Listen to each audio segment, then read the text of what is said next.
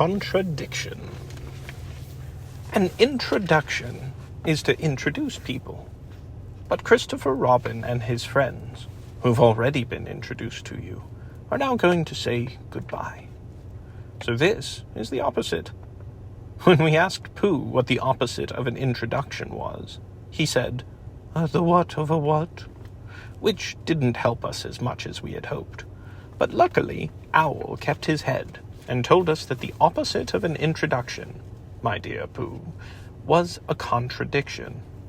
And as he is very good at long words, I am sure that's what it was.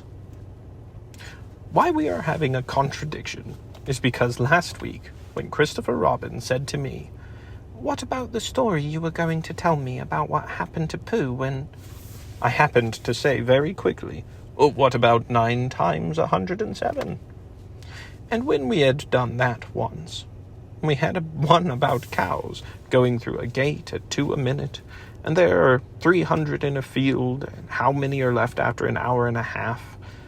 We find these sort of problems very exciting. And when we have been excited quite enough, we curl up and go to sleep. And Pooh, sitting wakeful a little longer on his chair by our pillow, thinks grand thoughts to himself about nothing, until he, too, closes his eyes and nods his head, and follows us on tiptoe into the forest. There, still, we have magic adventures, more wonderful than any I have told you about.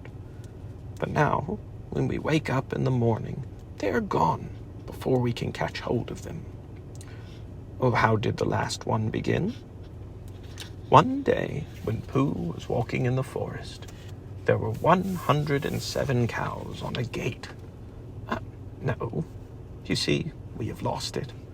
It was the best, I think. Well, here are some of the other ones, all that we shall remember now. But of course, it isn't really goodbye, because the forest will always be there, and anybody who is friendly with bears can find it.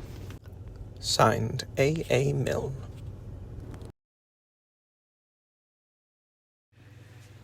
Chapter 1, in which a house is built at Pooh Corner for Eeyore. One day, when Pooh Bear had nothing else to do, he thought he would do something. So he went round to Piglet's house to see what Piglet was doing. It was still snowing as he stumped over the white forest track, and he expected to find Piglet warming his toes in front of his fire. But to his surprise, he saw that the door was open, and the more he looked inside, the more Piglet wasn't there. "Oh, he's out," said Pooh sadly. "Oh, that's what it is. He's not in. I shall have to go a fast thinking walk by myself. Bother."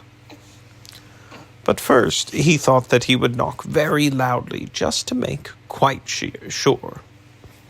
And while he waited for Piglet not to answer, he jumped up and down to keep warm, and a hum came suddenly into his head, which seemed to him a good hum, such as is hummed hopefully to others. "The more it snows, tiddly-pum, the more it goes tiddly-pum, the more it goes tiddly-pum on snowing. And nobody knows tiddly-pum, how cold my toes tiddly-pum, how cold my toes tiddly-pum are growing." "So what I'll do," said Pooh, "is I'll do this. I'll just go home first and see what the time is, and perhaps I'll put a muffler around my neck, and then I'll go and see Eeyore and sing it to him." He hurried back to his own house, and his mind was so busy on the way with the hum that he was getting ready for Eeyore that, when he suddenly saw Piglet sitting in his best armchair, he could only stand there, rubbing his head and wondering whose house he was in. "Hello, Piglet," he said. "I thought you were out." No, said Piglet. It's you who were out, Pooh. So it was, said Pooh. I knew one of us was. He looked up at his clock, which had stopped at 5 minutes to 11 some weeks ago. Nearly 11 o'clock, said Pooh happily.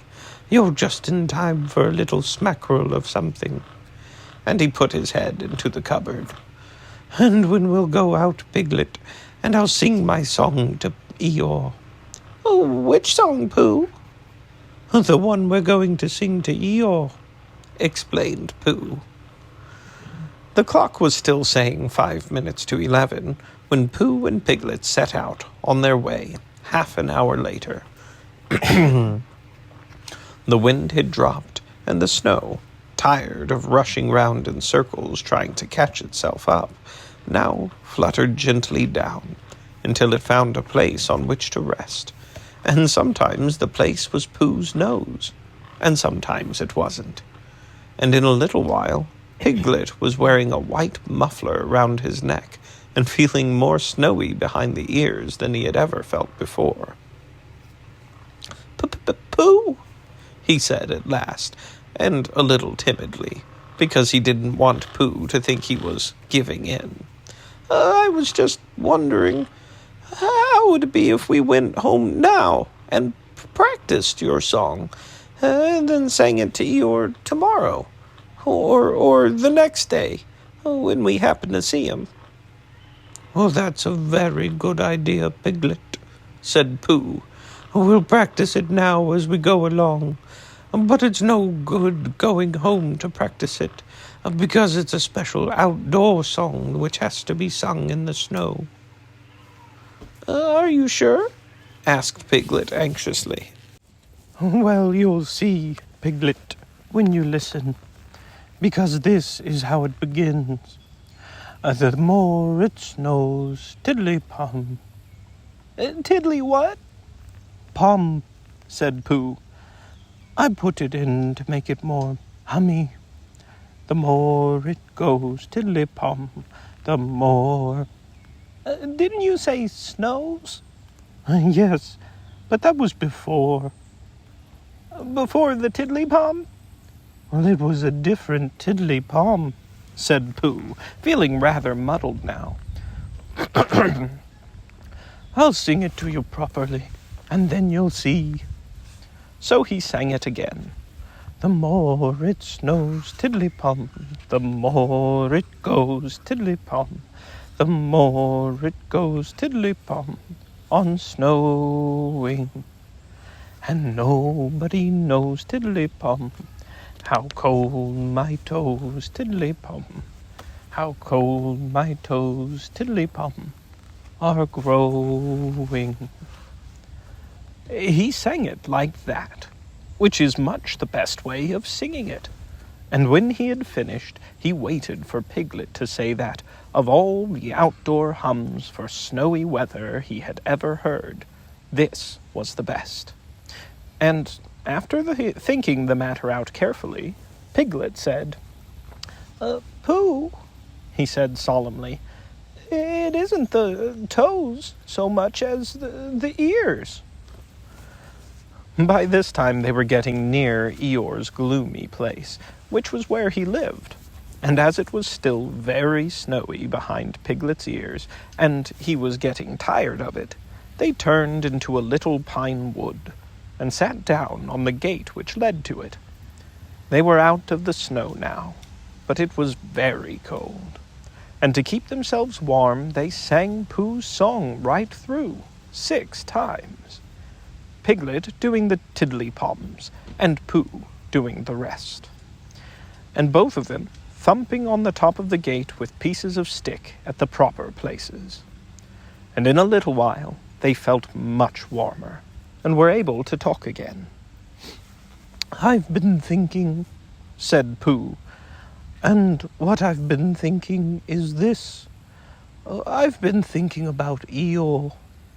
What about Eeyore? Well, poor Eeyore has nowhere to live. Nor he has, said Piglet. You have a house, Piglet, and I have a house. and they are very good houses. And Christopher Robin has a house, and Owl and Kanga and Rabbit have houses, and even Rabbit's friends and relations have houses or some things, but poor Eeyore has nothing. So what I've been thinking is, let's build him a house." "That," said Piglet, "is a grand idea. Where shall we build it?"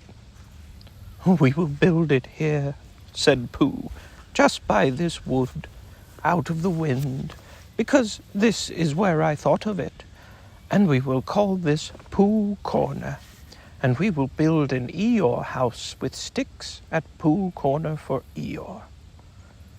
"There was a heap of sticks on the other side of the wood," said Piglet. "I saw them. Lots and lots, all piled up." "Thank you, Piglet," said Pooh. "What you have just said will be of great help to us, and because of it, I could call this place Pooh and Piglet Corner, if Pooh Corner didn't sound better, which it does, being smaller and more like a corner. Come along." So they got down off the gate and went around to the other side of the wood to fetch the sticks. Christopher Robin had spent the morning indoors, going to Africa and back, and he had just got off the boat and was wondering what it was like outside when who should come knocking at the door but Eeyore. "Hello, Eeyore," said Christopher Robin as he opened the door and came out. "How are you?" "It's snowing still," said Eeyore gloomily. "So it is." "And freezing." "Is it?" "Yes," said Eeyore. "However," he said, brightening up a little, "we haven't had an earthquake lately." "Well, what's the matter, Eeyore?" "Oh, nothing, Christopher Robin. Nothing important. I suppose you haven't seen a house or whatnot anywhere about?" "Well, what sort of house?" "Just a house." "Well, who lives there?" "I do. At least I thought I did. But I suppose I don't. After all, we can't all have houses." "But, Eeyore, I didn't know. I always thought—" "I don't know how it is, Christopher Robin, but what with all this snow and one thing and another, not to mention icicles and such like, it isn't so hot in my field about 3 o'clock in the morning as some people might think it is. It isn't close, if you know what I mean. Not so as to be uncomfortable. It isn't stuffy. In fact, Christopher Robin," he went on in a loud whisper, "quite between ourselves, and don't tell anybody, it's cold." "Oh, Eeyore." "And I said to myself, the others will be sorry if I'm getting myself all cold. They haven't got brains, any of them, only gray fluff that's blown into their heads by mistake, and they don't think. But if it goes on snowing for another 6 weeks or so, one of them will begin to say to himself, Eeyore can't be so very too hot about 3 o'clock in the morning. And then it will get about, and they'll be sorry." "Oh, Eeyore," said Christopher Robin, feeling very sorry already. "I don't mean you, Christopher Robin. You're different. So what it all comes down to is that I built myself a house down by my little wood." "Did you really? How exciting!" "Well, the really exciting part," said Eeyore in his most melancholy voice, "is that when I left this morning it was there, and when I came back it wasn't. Not at all. Very natural. And it was only Eeyore's house. But still, I just wondered." Christopher Robin didn't stop to wonder. He was already back in his house, putting on his waterproof hat, his waterproof boots, and his waterproof mackintosh as fast as he could. "We'll go and look for it at once," he called out to Eeyore. "Sometimes," said Eeyore, "when people have quite finished taking a person's house, there are one or two bits which they don't want, and are rather glad for the person to take back, if you know what I mean. So I thought, if we just went—" "Come on," said Christopher Robin, and off they hurried, and in a very little time they got to the corner of the field by the side of the pine wood, where Eeyore's house wasn't any longer. "There," said Eeyore, "not a stick of it left. Of course, I've still got all this snow to do what I like with. One mustn't complain." But Christopher Robin wasn't listening to Eeyore. He was listening to something else. "Can't you hear it?" he asked. "What is it? Somebody laughing?" "Listen." They both listened, and they heard a deep, gruff voice saying in a singing voice that the more it snowed, the more it went on snowing, and a small, high voice tiddly-palming in between. "It's Pooh," said Christopher Robin excitedly. "Possibly," said Eeyore. "And Piglet," said Christopher Robin excitedly. "Probably," said Eeyore. "What we want is a trained bloodhound."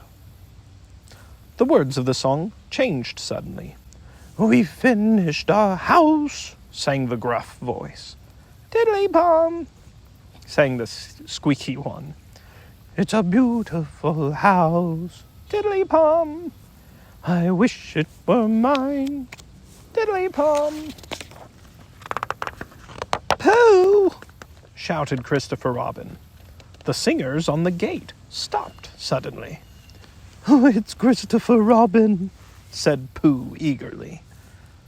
"He's round by the place where we got all those sticks from," said Piglet. "Oh, come on," said Pooh. They climbed down their gate and hurried round the corner of the wood, Pooh making welcoming noises all the way. "Why, here is Eeyore," said Pooh, when he had finished hugging Christopher Robin, and he nudged Piglet, and Piglet nudged him, and they thought to themselves what a lovely surprise they had got ready. "Hello, Eeyore." "Same to you, Pooh Bear, and twice on Thursdays," said Eeyore gloomily. Before Pooh could say, "Why Thursdays?" Christopher Robin began to explain the sad story of Eeyore's lost house, and Pooh and Piglet listened, and their eyes seemed to get bigger and bigger. "Where did you say it was?" asked Pooh. "Just here," said Eeyore. "Made of sticks?" "Yes." "Oh," said Piglet. "What?" said Eeyore. "Oh, I just said, oh," said Piglet nervously, and so as to seem quite at ease, he hummed Tiddly-Pom once or twice in a what shall we do now kind of way. "You're sure it was a house?" said Pooh. I mean, you're sure the house was just here?" "Well, of course I am," said Eeyore, and he murmured to himself, "No brain at all, some of them." "Why, what's the matter, Pooh?" asked Christopher Robin. "Oh, well," said Pooh, "the fact is," said Pooh. "Well, the fact is," said Pooh. "You see," said Pooh. "Well, it's like this," said Pooh. And something seemed to tell him that he wasn't explaining very well, and he nudged Piglet again. "Oh, it's like this," said Piglet quickly, "only warmer," he added after deep thought. "Well, what's warmer?" "The other side of the wood, where Eeyore's house is." "My house," said Eeyore. "Well, my house was here." No," said Piglet firmly. "The other side of the wood." Oh, because of being warmer, said Pooh. But I ought to know. Come and look, said Piglet simply, and he led the way. There wouldn't be two houses, said Pooh, not so close together. They came round the corner, and there was Eeyore's house, looking as comfy as anything. There you are, said Piglet. Inside as well as outside, said Pooh proudly. Eeyore went inside, and came out again. It's a remarkable thing, he said. It is my house, and I built it where I said I did.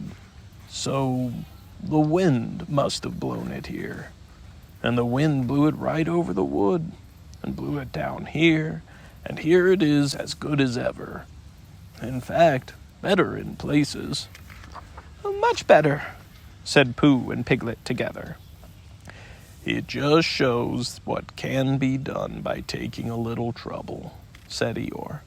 Do you see, Pooh? Do you see, Piglet? Brains first, then hard work. Look at it. That's the way to build a house, said Eeyore proudly. So they left him in it, and Christopher Robin went back to lunch with his friends Pooh and Piglet, and on the way they told him of the awful mistake they had made. And when he had finished laughing, they all sang the outdoor song for snowy weather the rest of the way home. Piglet, who was still not quite sure of his voice, putting in the tiddly-poms again. And I know it seems easy, said Piglet to himself, but it isn't everyone who could do it. End of the chapter. Chapter 2, in which Tigger comes to the forest and has breakfast. Winnie the Pooh woke up suddenly in the middle of the night and listened. Then he got out of bed and lit his candle and stumped across the room to see if anybody was trying to get into his honey cupboard. And they weren't. So he stumped back again, blew out his candle, and got into bed. Then he heard the noise again. "Is that you, Piglet?" he said. But it wasn't. "Come in, Christopher Robin," he said. But Christopher Robin didn't. "Tell me about it tomorrow, Eeyore," said Pooh sleepily. But the noise went on. Said whatever it was, and Pooh found that he wasn't asleep after all. "What can it be?" he thought. "There are lots of noises in the forest, but this is a different one. It isn't a growl, and it isn't a purr, and it isn't a bark, and it isn't the noise you make before beginning a piece of poetry. But it's a noise of some kind, made by a strange animal, and he's making it outside my door. So I shall get up and ask him not to do it." He got out of bed and opened his front door. "Hello," said Pooh, in case there was anything outside. "Hello," said whatever it was. "Oh," said Pooh. "Hello." "Hello." "Oh, there you are," said Pooh. "Hello." "Hello," said the strange animal, wondering how long this was going on. Pooh was just going to say hello for the 4th time when he thought that he wouldn't. So he said, "Who is it?" "Me," said a voice. "Oh, well, come here." So whatever it was came here, and in the light of the candle he and Pooh looked at each other. "Well, I'm Pooh," said Pooh. "I'm Tigger," said Tigger. "Oh," said Pooh, for he had never seen an animal like this before. "And does Christopher Robin know about you?" "Well, of course he does," said Tigger. "Well," said Pooh, "it is the middle of the night, which is a good time for going to sleep. And tomorrow morning we'll have some honey for breakfast. Do Tiggers like honey?" "Well, they like everything," said Tigger cheerfully. "Well, then, if they like going to sleep on the floor, I'll go back to bed," said Pooh, "and we'll do things in the morning. Good night."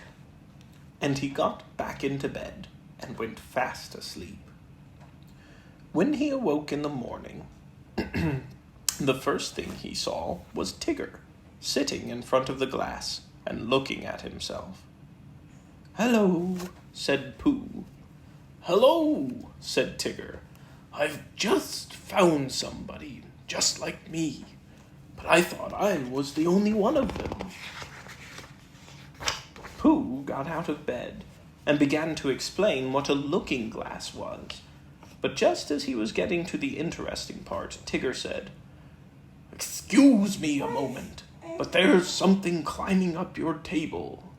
And with one loud "Rrrr," he jumped at the end of the tablecloth, pulled it to the ground, wrapped himself up in it 3 times, rolled to the other end of the room, and, after a terrible struggle, got his head into the daylight again, and said cheerfully, "Have I won?"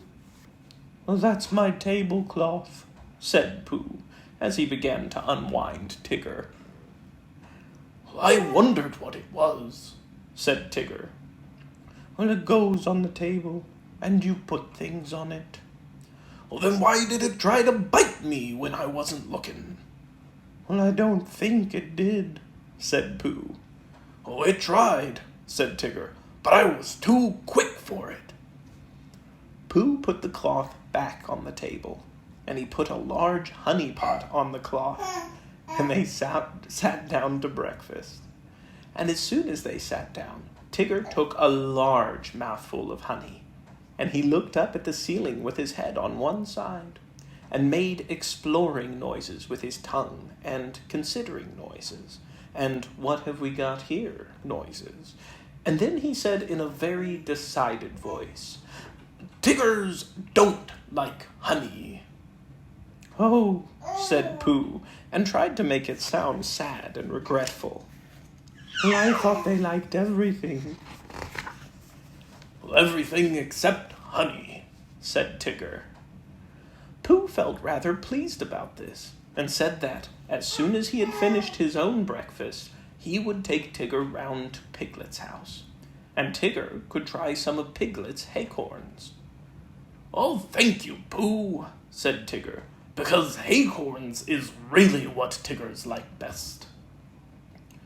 So after breakfast they went round to see Piglet, and Pooh explained as they went that Piglet was a very small animal, who didn't like bouncing, and asked Tigger not to be too bouncy, just at first.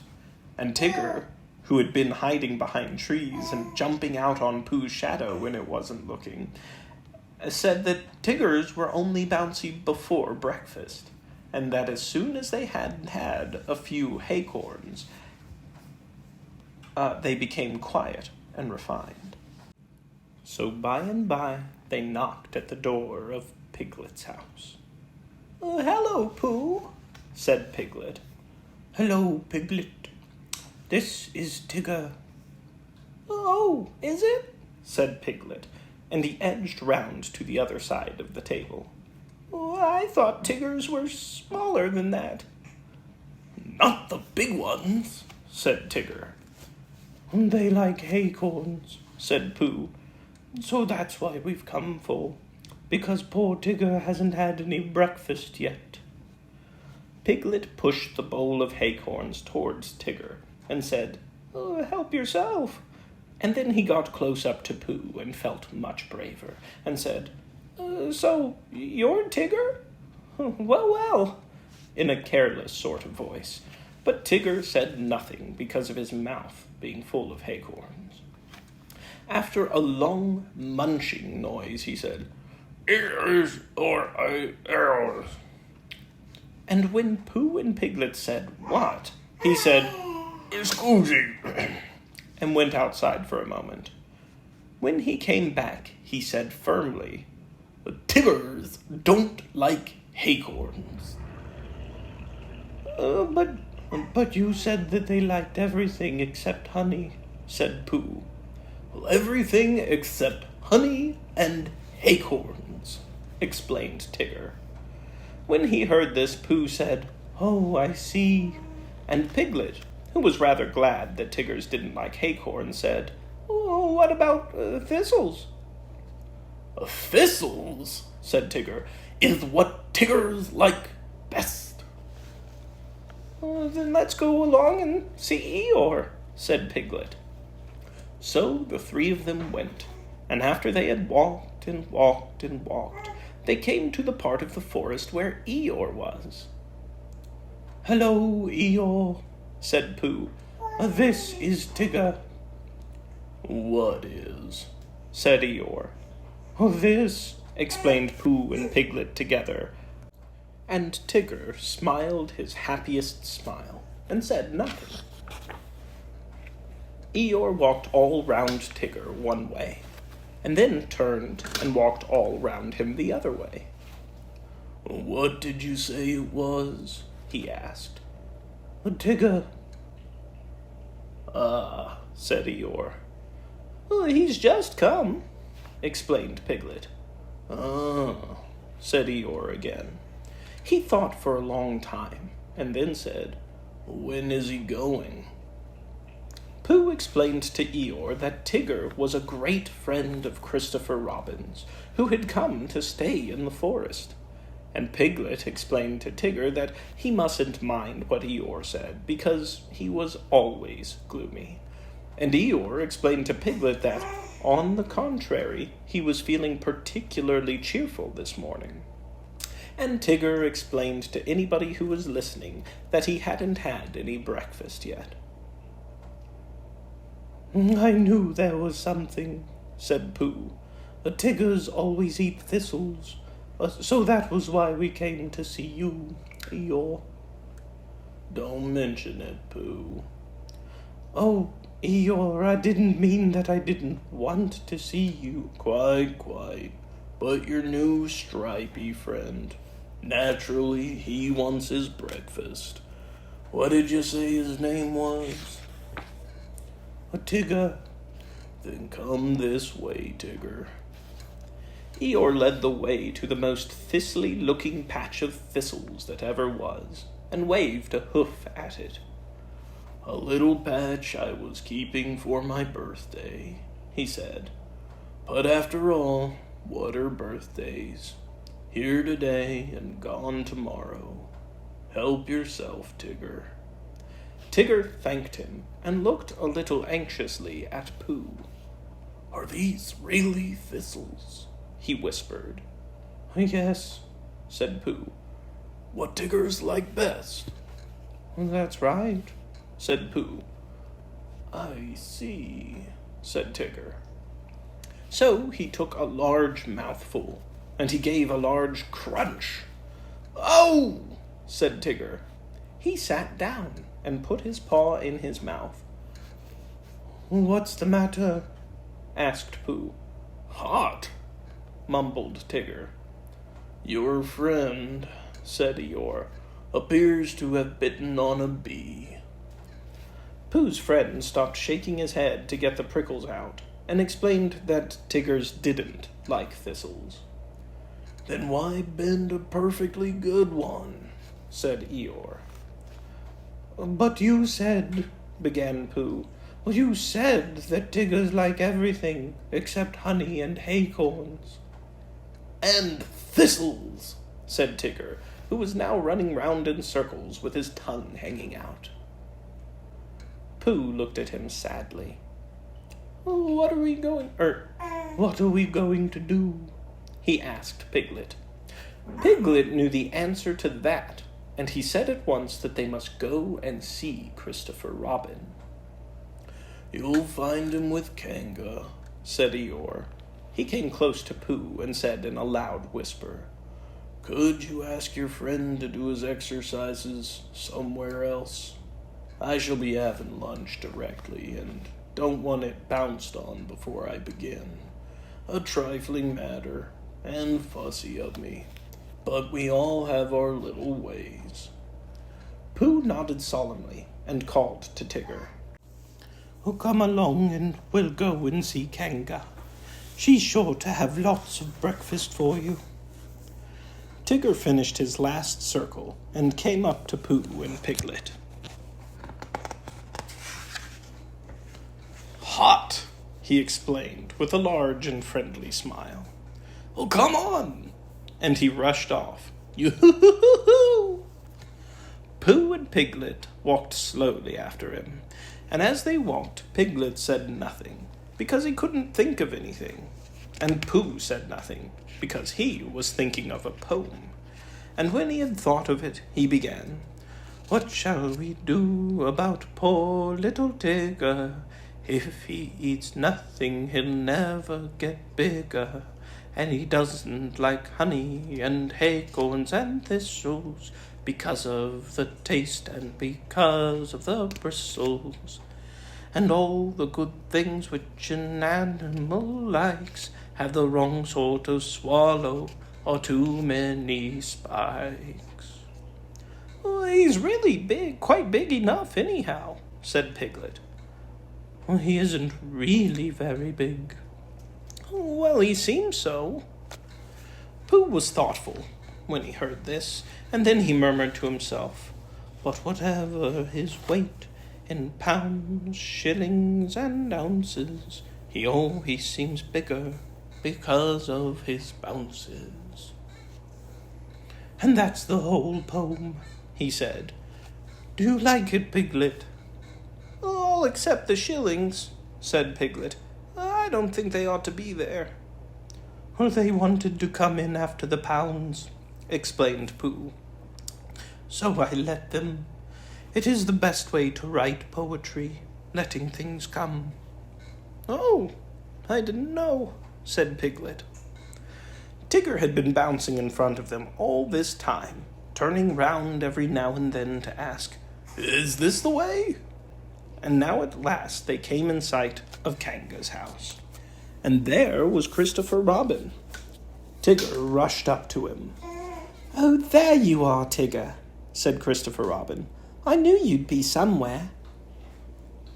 "Well, I've been finding things in the forest," said Tigger importantly. "I've found a Pooh and a Piglet and an Eeyore, but I can't find any breakfast." Pooh and Piglet came up and hugged Christopher Robin and explained what had been happening. "Don't you know what Tigger's like?" asked Pooh. "I expect if I thought very hard I should," said Christopher Robin. "But I thought Tigger knew." "Well, I do," said Tigger.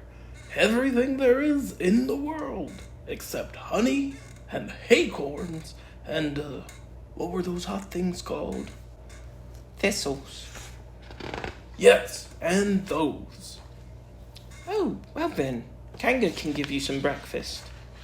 So they went into Kanga's house, and when Roo had said, "Hello, Pooh," and "Hello, Piglet," once, and "Hello, Tigger," twice, because he had never said it before and it sounded funny, they told Kanga what they wanted, and Kanga said very kindly, "Well, look in the cupboard, Tigger dear, and see what you'd like," because she knew at once that, however big Tigger seemed to be, he wanted as much kindness as Roo. "Shall I look too?" said Pooh, who was beginning to feel a little 11 o'clock-ish, and he found a small tin of condensed milk, and something seemed to tell him the Tiggers didn't like this, so he took it into a corner by himself and went with it to see that nobody interrupted it. But the more Tigger put his nose into this and his paw into that, the more things he found which Tiggers didn't like. And when he had found everything in the cupboard and couldn't eat any of it, he said to Kanga, "What happens now?" But Kanga and Christopher Robin and Piglet were all standing around Roo, watching him have his extract of malt. And Roo was saying, "Must I?" And Kanga was saying, "Now, Roo dear, You remember what you promised." "What is it?" whispered Tigger to Piglet. "It's a strengthening medicine," said Piglet. "He hates it." So Tigger came closer, and he leant over the back of Rue's chair, and suddenly he put out his tongue and took one large gullollop. And with a sudden jump of surprise, Kanga said, "Oh!" and then clutched at the spoon again just as it was disappearing, and pulled it safely back out of Tigger's mouth. But the extract of malt had gone. "Tigger, dear," said Kanga. "Well, he's taken my medicine. He's taken my medicine. He's taken my medicine," sang Rue happily, thinking it was a tremendous joke. Then Tigger looked up at the ceiling and closed his eyes, and his tongue went round and round his chops, in case he had left any outside, and a peaceful smile came over his face as he said, "So that's what Tigger's like." Which explains why he always lived at Kanga's house afterwards, and had extract of malt for breakfast, dinner, and tea. And sometimes, when Kanga thought he wanted strengthening, he had a spoonful or two of Rue's breakfast after meals as medicine. "But I think," said Piglet to Pooh, "that he's been strengthened quite enough." End of the chapter. Chapter 3, in which a search is organized, and Piglet nearly meets a heffalump again. Pooh was sitting in his house one day, counting his pots of honey, when there came a knock on the door. 14, said Pooh. come in. 14, or was it 15? Bother, that's muddled me. "Hello, Pooh," said Rabbit. Hello, Rabbit. 14, wasn't it? What was? My pots of honey that I was counting. 14, that's right. Are you sure? No, said Rabbit. Does it matter? I just like to know, said Pooh humbly, so as I can say to myself, I've got 14 pots of honey left, or 15, as the case may be. It's sort of comforting. Well, let's call it 16, said Rabbit. What I came to say was, have you seen Small anywhere about? Well, I don't think so, said Pooh, and then, after thinking a little more, who is Small? One of my friends and relations, said Rabbit carelessly. This didn't help Pooh much, because Rabbit had so many friends and relations, and of such different sorts and sizes, that he didn't know whether he ought to be looking for Small at the top of an oak tree or in the petal of a buttercup. Well, I haven't seen anybody today, said Pooh, not so as to say, hello, Small. Hello, Small, too.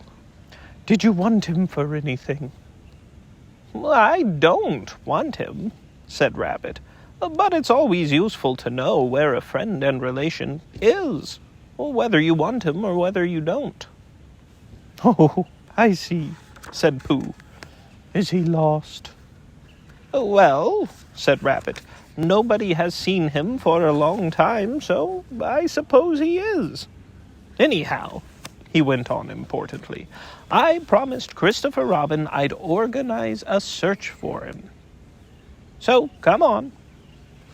Pooh said goodbye affectionately to his 14 pots of honey, and hoped they were 15, and he and Rabbit went out into the forest. Now, this is a search, and I've organized it. Done what to it? Said Pooh. Organized it, which means, what you do to a search when you don't all look in the same place at once. So I want you, Pooh, to search by the 6 pine trees first, and then work your way towards Owl's house, and look out for me there. Do you see? No, said Pooh. What Then I'll see you at Owl's house in about an hour's time." "Is Piglet organized too?" "Oh, we all are," said Rabbit, and off he went. As soon as Rabbit was out of sight, Pooh remembered that he had forgotten to ask who Small was, and whether he was the sort of friend and relation who settled on one's nose, or the sort who got trodden on by mistake, and, as it was too late now, he thought he would begin the hunt by looking for Piglet, and asking him what they were looking for before he looked for it. "Well, and it's no good looking at the pine trees for Piglet," said Pooh to himself, "because he's been organized in a special place of his own. So I shall have to look for the special place first. I wonder where it is." And he wrote it down in his head like this. Order of looking for things. 1. Special place. To find Piglet. 2. Piglet. To find who Small is. 3. Small. To find Small. 4. Rabbit. To tell him I've found Small. 5. Small again. To tell him I've found Rabbit. "Which makes it look like a bothering sort of day," thought Pooh as he stumped along. The next moment, the day became very bothering indeed, because Pooh was so busy not looking where he was going that he stepped on a piece of the forest which had been left out by mistake, and he only just had time to think to himself, "I'm flying, what Owl does. I wonder how you stop," when he stopped. Bump! "Oh!" squeaked something. "That's funny," said Pooh. "I said owl without really oohing." "Help!" said a very small, high voice. "That's me again," thought Pooh. "I've had an accident and fallen down a well, and my voice has gone all squeaky and works before I'm ready for it, because I've done something to myself inside. Bother." "Help! Help!" "There you are. I say things when I'm not trying, so it must be a very bad accident." And then he thought that perhaps when he did try to say things, he wouldn't be able to. So, to make sure, he said loudly, "A very bad accident to Pooh Bear." "Pooh!" squeaked the voice. "Oh, it's Piglet!" cried Pooh eagerly. "Where are you?" "Underneath," said Piglet in an underneath sort of way. "Well, underneath what?" "You!" squeaked Piglet. "Get up!" "Oh!" said Pooh, and scrambled up as quickly as he could. "Did I fall on you, Piglet?" "You fell on me," said Piglet, feeling himself all over. "Well, I didn't mean to," said Pooh sorrowfully.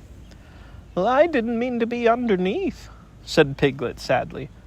But I'm all right now, Pooh, and I'm so glad it was you." "Oh, what's happened?" said Pooh. "Where are we?" "I think we're in some sort of pit. I was walking along, looking for somebody, and then suddenly I wasn't anymore. And just when I got up to see where I was, something fell on me. And it was you." "So it was," said Pooh. "Yes," said Piglet. "Pooh," he went on nervously, and came a little closer. "Do you think we're in a trap?" Pooh hadn't thought about it at all, but now he nodded.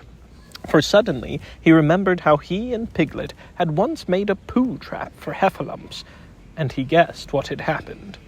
He and Piglet had fallen into a heffalump trap for Poohs. That was what it was.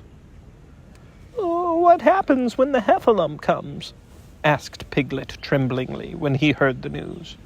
"Oh, perhaps he won't notice you, Piglet," said Pooh encouragingly. "Oh, because you're a very small animal." "But he'll notice you, Pooh." "Oh, he'll notice me, and I shall notice him," said Pooh, thinking it out. "We'll notice each other for a long time, and then he'll say, 'Ho, ho.'" Piglet shivered a little at the thought of that ho-ho, and his ears began to twitch. "Oh, what will you say?" he asked. Pooh tried to think of something he would say, but the more he thought, the more he felt that there is no real answer to ho-ho, and said by a heffalump in the sort of voice this heffalump was going to say it in. "Well, I shan't say anything," said Pooh at last. "I shall just hum to myself, as if I was waiting for something." "Then perhaps he'll say, ho-ho, again," suggested Piglet anxiously. "He will," said Pooh.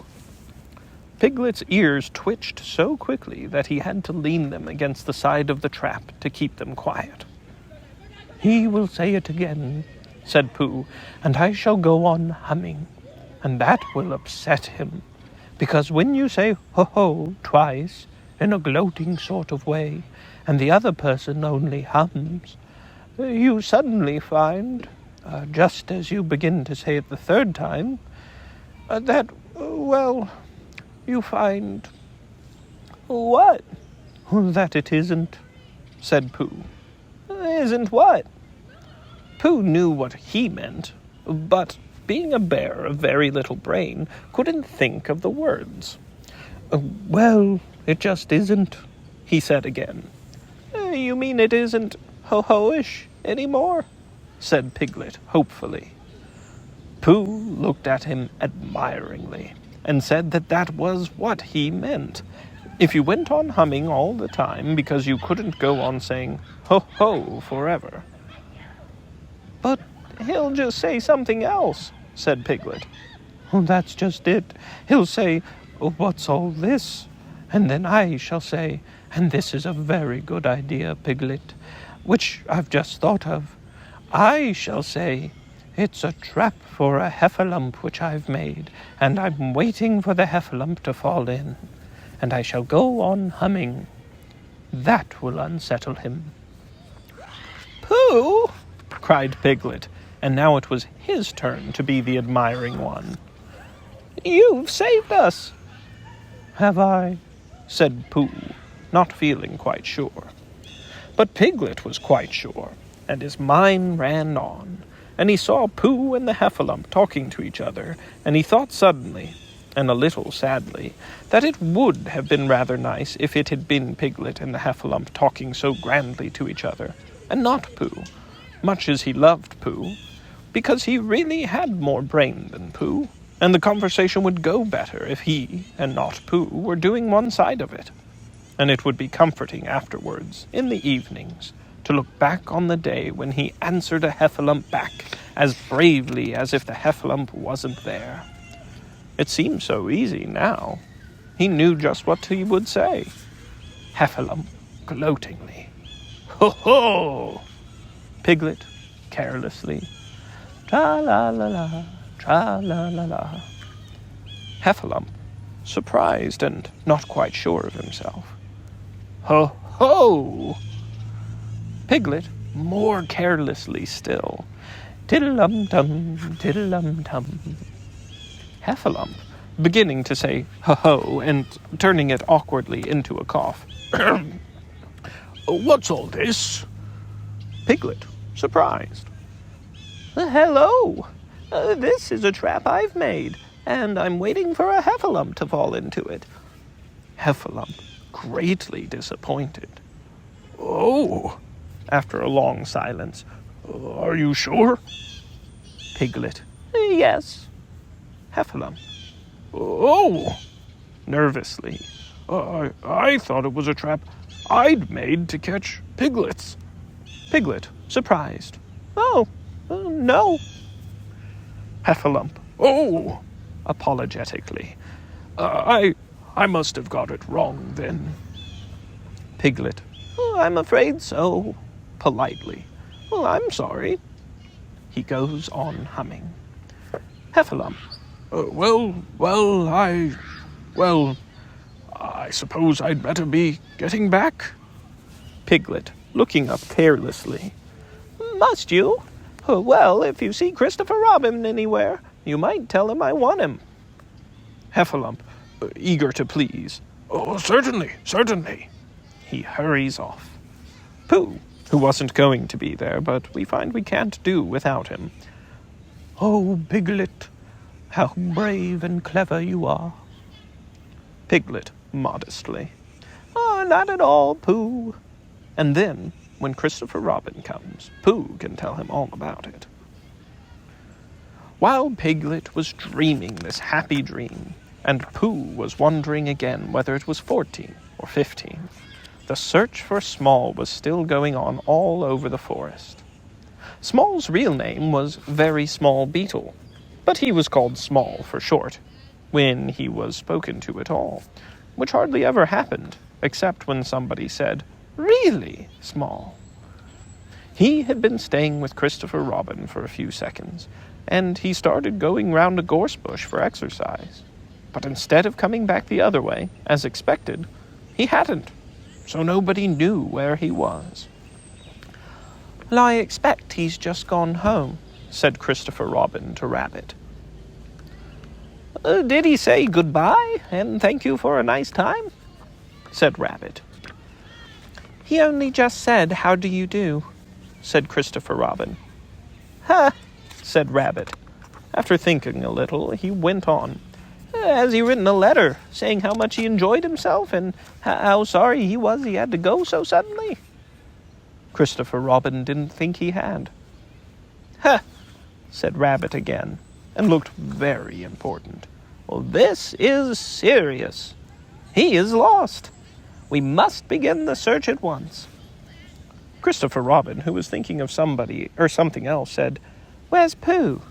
But Rabbit had gone. So he went into his house and drew a picture of Pooh, going on a long walk at about 7 o'clock in the morning. And then he climbed to the top of his tree, and climbed down again.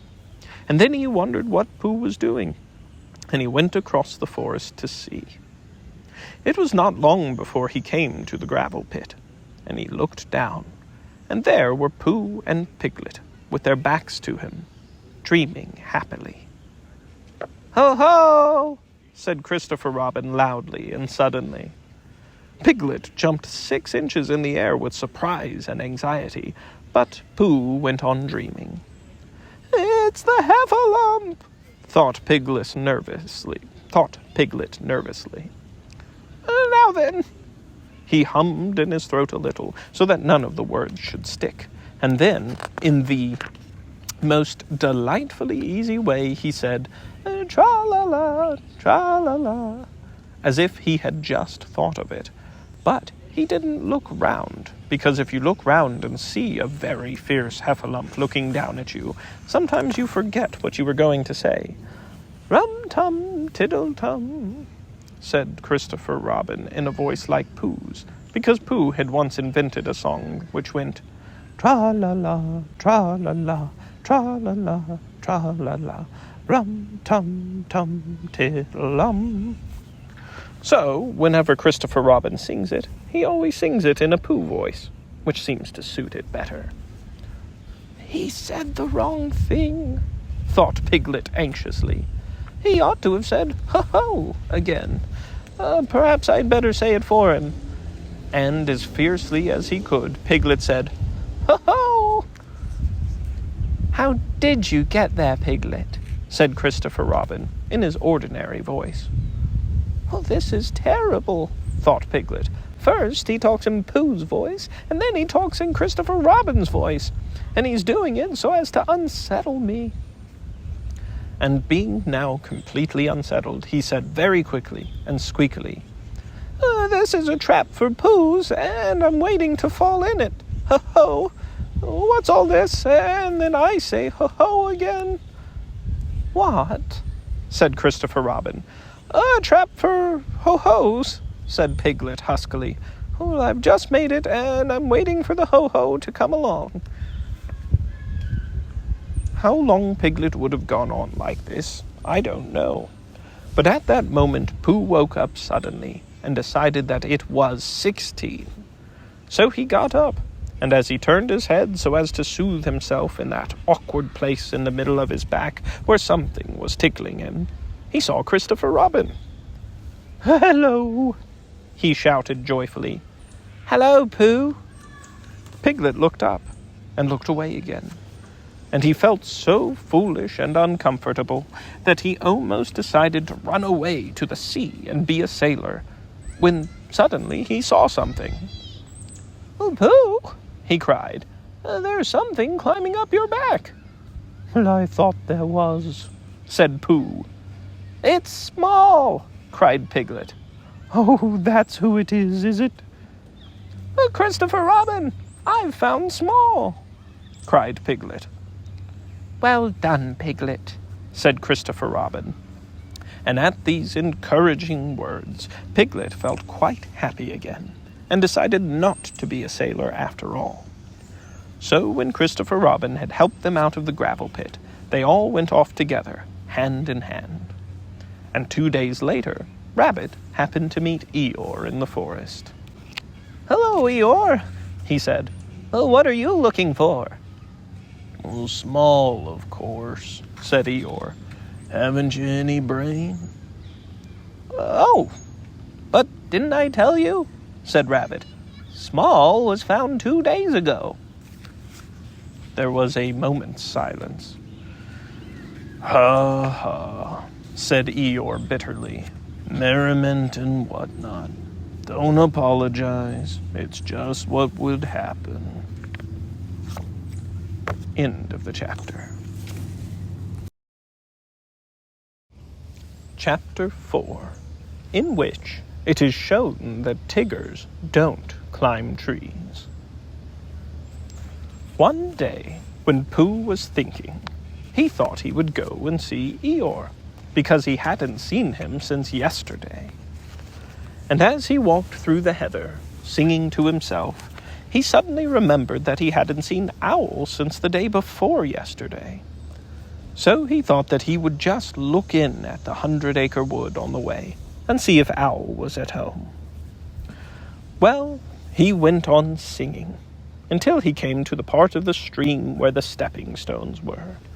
And when he was in the middle of the 3rd stone, he began to wonder how Kanga and Roo and Tigger were getting on, because they all lived together in a different part of the forest.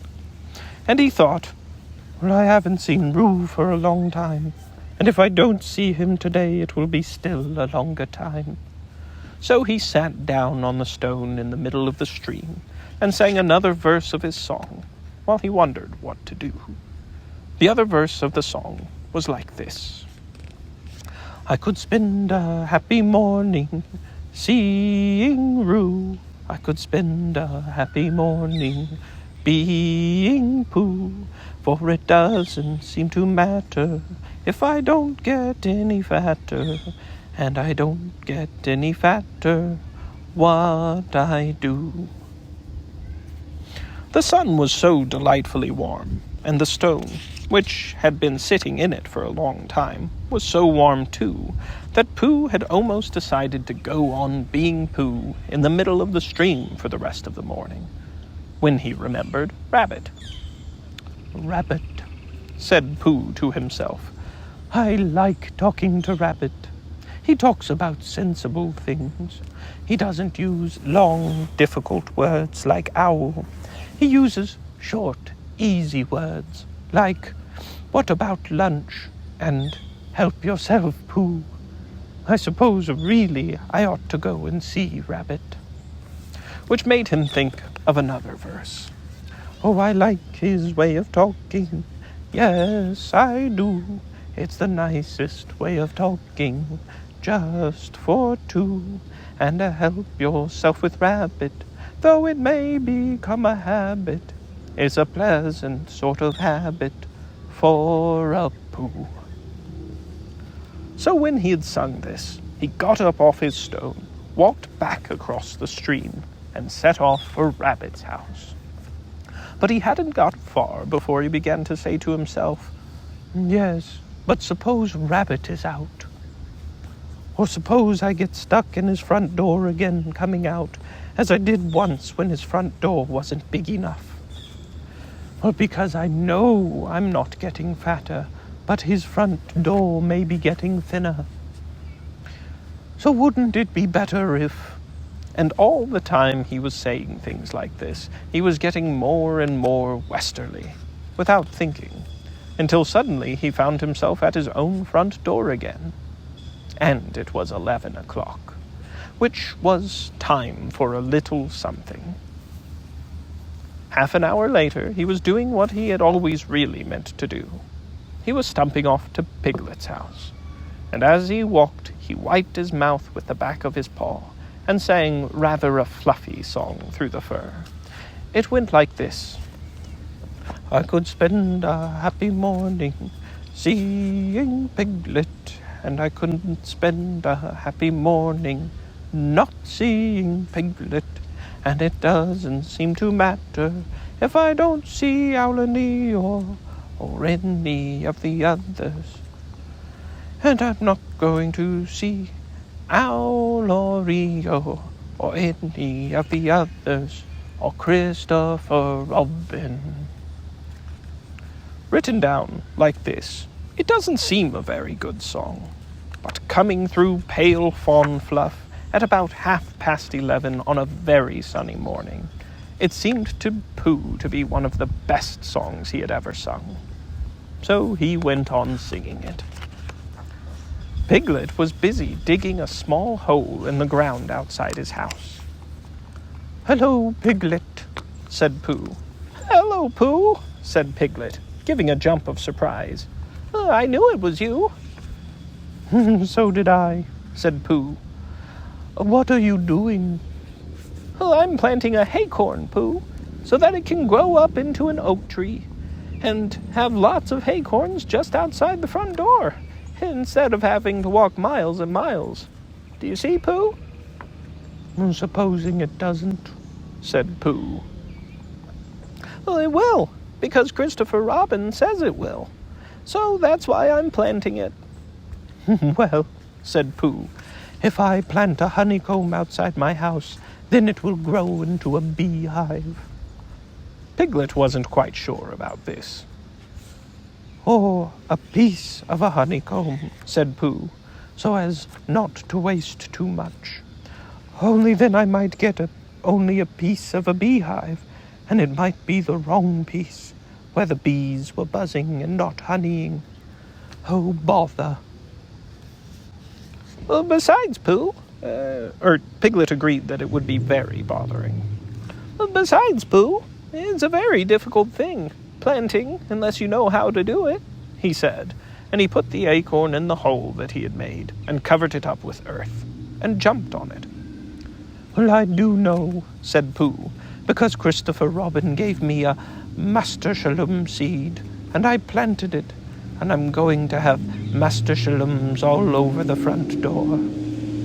Oh, I thought they were called nasturtiums, said Piglet timidly, and he went on jumping. No, said Pooh, not these. These are called nasturtiums. When Piglet had finished jumping, he wiped his paws on his front and said, What shall we do now? And Pooh said, Let's go and see Kanga and Roo and Tigger. And Piglet said, Yes, let's, because he was still a little anxious about Tigger, who was a very bouncy animal, with a way of saying, How do you do? Which always left your ears full of sand, even after Kanga had said, Gently, Tigger, dear, and had helped you up again. So they set off for Kanga's house.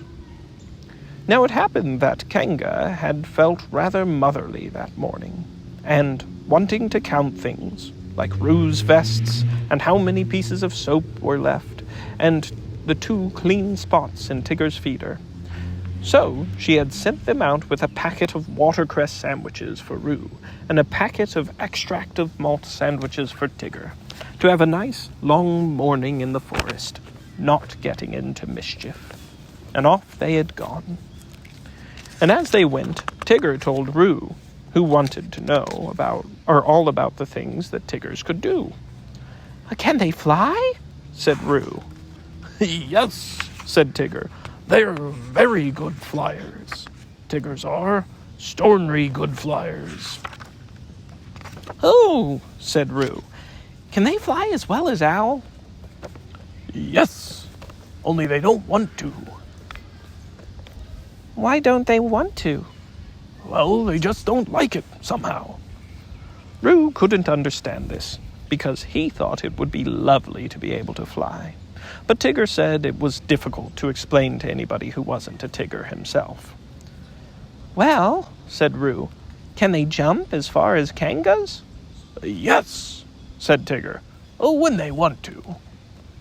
I love jumping, said Roo. Let's see who can jump farthest, you or me. Well, I can, said Tigger. But we mustn't stop now, or we shall be late. Well, late for what? For whatever we want to be in time for, said Tigger, hurrying on. In a little while they came to the 6 pine trees. I can swim, said Roo. I fell into a river, and I swimmed. Can Tiggers swim?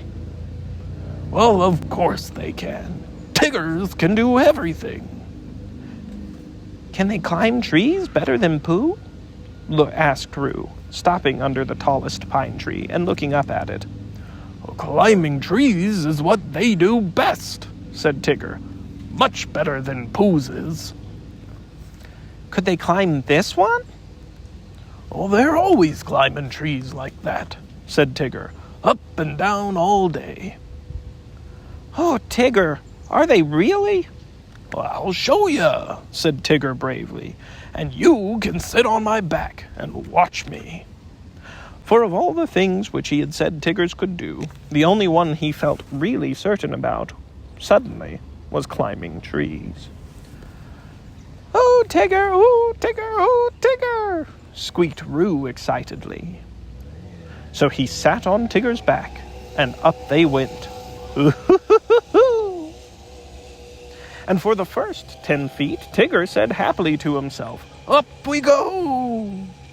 And for the next 10 feet, he said, I always said Tiggers could climb trees. And for the next 10 feet, he said, Not that it's easy, mind ya. And for the next 10 feet, he said, Of course, there's coming down, too. Backwards. And then he said, Which will be difficult, unless one fell. When it would be easy. And at the word easy, the branch he was standing on broke suddenly, and he just managed to clutch at the one above him as he felt himself going. And then slowly he got his chin over it, and then one back paw, and then the other, until at last he was sitting on it, breathing very quickly, and wishing that he had gone in for swimming instead. Roo climbed off, and sat down next to him. "Oh, Tigger!" he said excitedly. "Are we at the top?" "No," said Tigger. "Are we going to the top?" "No," said Tigger. "Oh," said Roo rather sadly, and then he went on hopefully. "That was a lovely bit just now, when you pretended we were going to fall bump to the bottom, and we didn't. Will you do that again?" "No," said Tigger. Roo was silent for a little while, and then he said, "Shall we eat our sandwiches, Tigger?" And Tigger said, "Yes. Where are they?" And Roo said, "At the bottom of the tree." And Tigger said, "I don't think we'd better eat 'em just yet." So they didn't. By and by, Pooh and Piglet came along. Pooh was telling Piglet in a singing voice that it didn't seem to matter if he didn't get any fatter, and he didn't think he was getting any fatter, what he did. And Piglet was wondering how long it would be before his haycorn came up. "Oh, look, Pooh," said Piglet suddenly. "There's something in one of the pine trees." "So there is," said Pooh, looking up wonderingly. "There's an animal." Piglet took Pooh's arm, in case Pooh was frightened. "Is it one of the fiercer animals?" he said, looking the other way. Pooh nodded. "It's a jaguar," he said. "Oh, what do jaguars do?" asked Piglet, hoping that they wouldn't. "They hide up in the branches of trees and drop on you as you go underneath," said Pooh. "Christopher Robin told me." Perhaps we better hadn't go underneath, Pooh, in case he dropped and hurt himself." "They don't hurt themselves," said Pooh. "They're such very good droppers."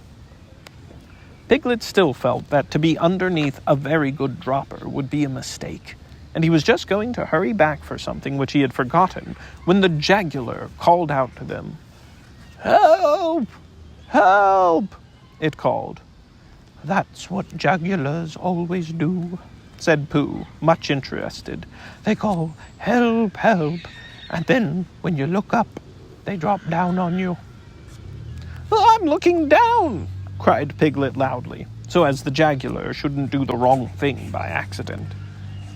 Something very excited next to the Jaguar heard him and squeaked, "Pooh and Piglet! Pooh and Piglet!" All of a sudden, Piglet felt that it was a much nicer day than he had thought it was, all warm and sunny.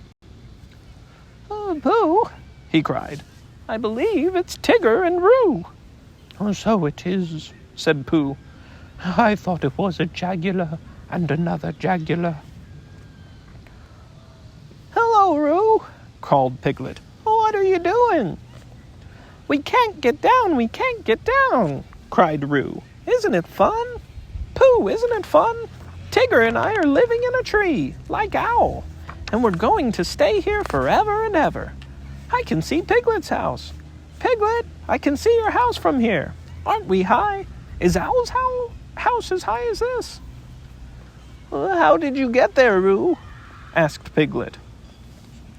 "On Tigger's back. And Tiggers can't climb downwards because their tails get in the way. Only upwards. And Tigger forgot about that when we started, and he's only just remembered. So we've got to stay here forever and ever, unless we go higher. What do you say, Tigger?" "Oh, Tigger says if we go higher, we shan't be able to see Piglet's house so well, so we're going to stop here." "Piglet," said Pooh solemnly, when he had heard all this, "what shall we do?" And he began to eat Tigger's sandwiches. "Are they stuck?" asked Pooh anxiously, or Piglet anxiously.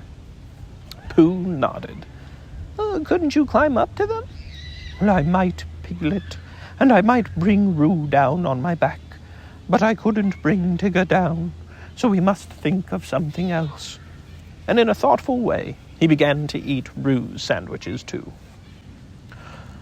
Whether he would have thought of anything before he had finished the last sandwich, I don't know. But he had just got to the last one when there was a crackling in the bracken, and Christopher Robin and Eeyore came strolling along together. "I shouldn't be surprised if it hailed a good deal tomorrow," Eeyore was saying. "Blizzards and whatnot. Being fine today doesn't mean anything. It has no what's that word? Well, it has none of that. It's just a small piece of weather."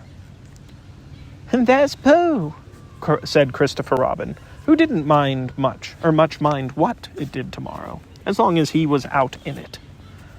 "Hello, Pooh." "It's Christopher Robin," said Piglet. "He'll know what to do." They hurried up to him. "Oh, Christopher Robin," began Pooh. "And Eeyore," said Eeyore. "A Tigger and Roo are right up in the 6 pine trees, and they can't get down, and—" "And I was just saying," put in Piglet, "that if only Christopher Robin—" "And Eeyore." "If only you were here, then we could think of something to do." Christopher Robin looked up at Tigger and Roo and tried to think of something. "I thought," said Piglet earnestly, "that if Eeyore stood at the bottom of the tree, and if Pooh stood on Eeyore's back, and if I stood on Pooh's shoulders—" "And if Eeyore's back snapped suddenly, then we could all laugh. Ha ha. Amusing in a quiet way," said Eeyore, "but not really helpful." "Oh, well," said Piglet meekly, "I thought—" "Would it break your back, Eeyore?" asked Pooh, very much surprised. "That's what would be so interesting, Pooh. Not being quite sure till afterwards." Pooh said, "Oh," and they all began to think again.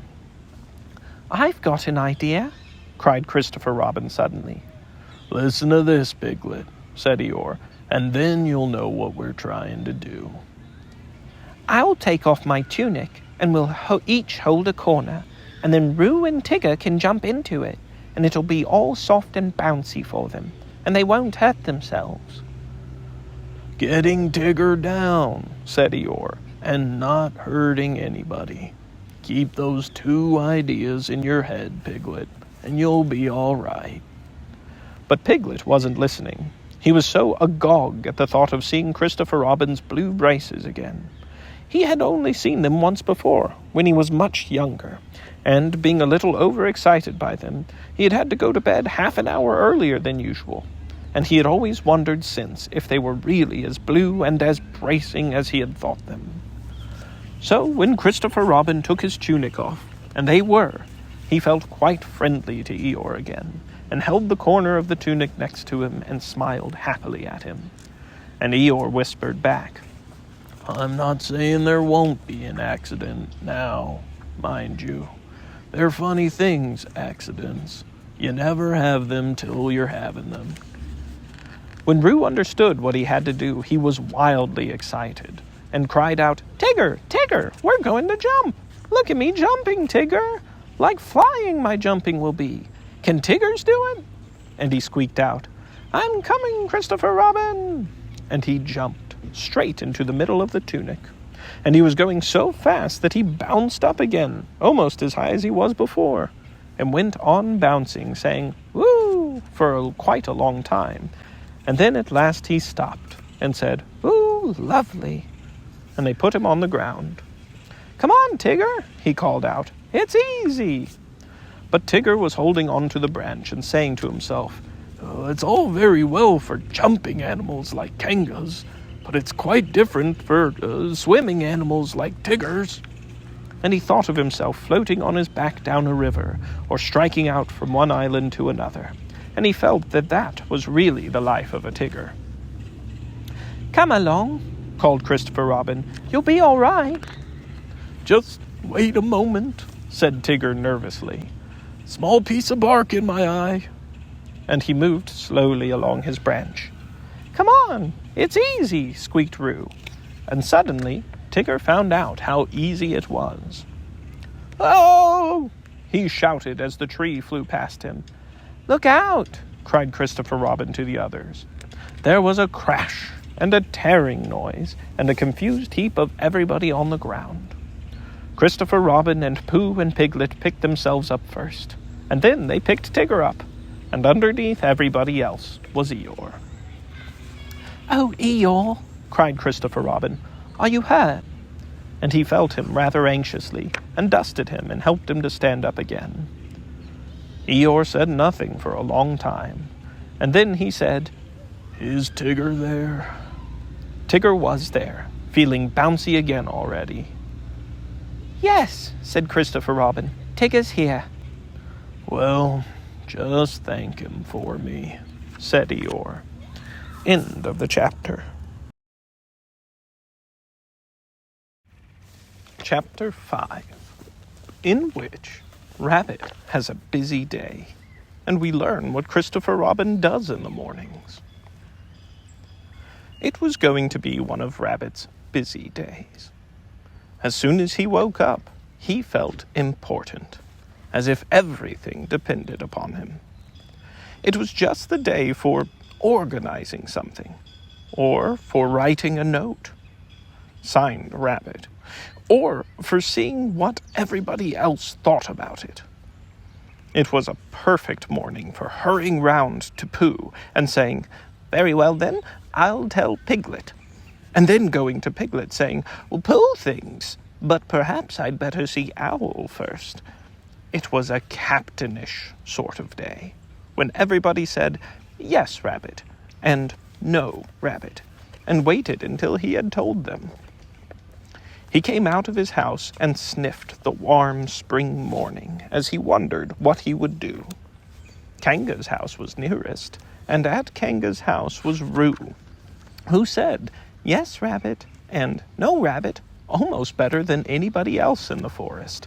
But there was another animal there nowadays, the strange and bouncy Tigger, And he was the sort of Tigger who was always in front when you were showing him the way anywhere, and was generally out of sight when at last you came to the place and said proudly, "Here we are." "No, not Kangas," said Rabbit thoughtfully to himself as he curled his whiskers in the sun, and to make quite sure that he wasn't going there, he turned to the left and trotted off in the other direction, which was the way to Christopher Robin's house. "After all," said Rabbit to himself, "Christopher Robin depends on me. He's fond of Pooh and Piglet and Eeyore, and so am I, but they haven't any brain, not to notice. And he respects Owl, because you can't help respecting anybody who can spell Tuesday, even if he doesn't spell it right. But spelling isn't everything. There are days when spelling Tuesday simply doesn't count. And Kanga is too busy looking after Roo, and Roo is too young, and Tigger is too bouncy to be any help. So there's really nobody but me, when you come to look at it. I'll go and see if there's anything he wants doing, and then I'll do it for him. It's just the day for doing things." He trotted along happily, and by the by he crossed the stream and came to the place where his friends and relations lived.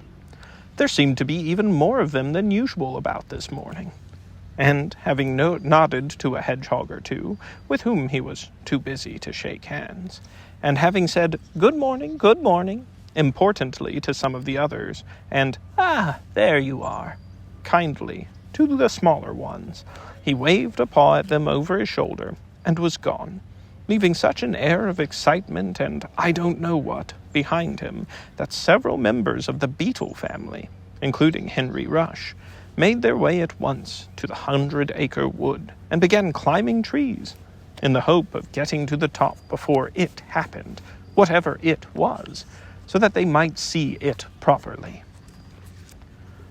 Rabbit hurried on by the edge of the 100-acre wood, feeling more important every minute, and soon he came to the tree where Christopher Robin lived.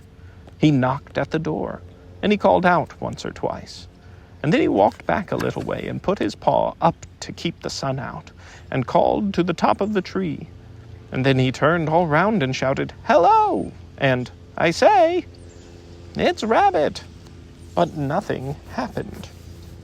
Then he stopped and listened, and everything stopped and listened with him, and the forest was very lone and still and peaceful in the sunshine, until suddenly, 100 miles above him, a lark began to sing. "Bother," said Rabbit, "he's gone out." He went back to the green front door, just to make sure, and he was turning away, feeling that his morning had got all spoilt, when he saw a piece of paper on the ground, and there was a pin in it, as if it had fallen off the door. "Ha!" said Rabbit, feeling quite happy again. "Another notice." This is what it said: "Gone out, Backson, busy, Backson." "Ha!" said Rabbit again. "I must tell the others." And he hurried off importantly. The nearest house was Owl's, and to Owl's house in the 100-acre wood he made his way. He came to Owl's house, and he knocked, and he rang, and he rang, and he knocked, and at last Owl's head came out and said, "Go away, I'm thinking." "Oh, it's you?" Which was how he always began. "Owl," said Rabbit shortly, "you and I have brains. The others have fluff. If there is any thinking to be done in this forest, and when I say thinking, I mean thinking, you and I must do it." "Yes," said Owl, "I was." "Read that." Owl took Christopher Robin's notice from Rabbit and looked at it nervously. He could spell his own name, W-O-L, and he could spell Tuesday so that you knew it wasn't Wednesday, and he could read quite comfortably when you weren't looking over his shoulder and saying, "Well?" all the time. And he could, "Well?" said Rabbit. "Yes," said Owl, looking wise and thoughtful. I see what you mean, undoubtedly. Well, exactly, said Owl. Precisely. And he added after a little thought, if you had not come to me, I should have come to you. Why? Asked Rabbit. For that very reason, said Owl, hoping that something helpful would happen soon. Yesterday morning, said Rabbit solemnly, I went to see Christopher Robin. He was out. Pinned on his door was a notice. The same notice? A different one, but the meaning was the same. It's very odd. Amazing, said Owl, looking at the notice again, and getting, just for a moment, a curious sort of feeling that something had happened to Christopher Robin's back. What did you do? Nothing. The best thing, said Owl wisely.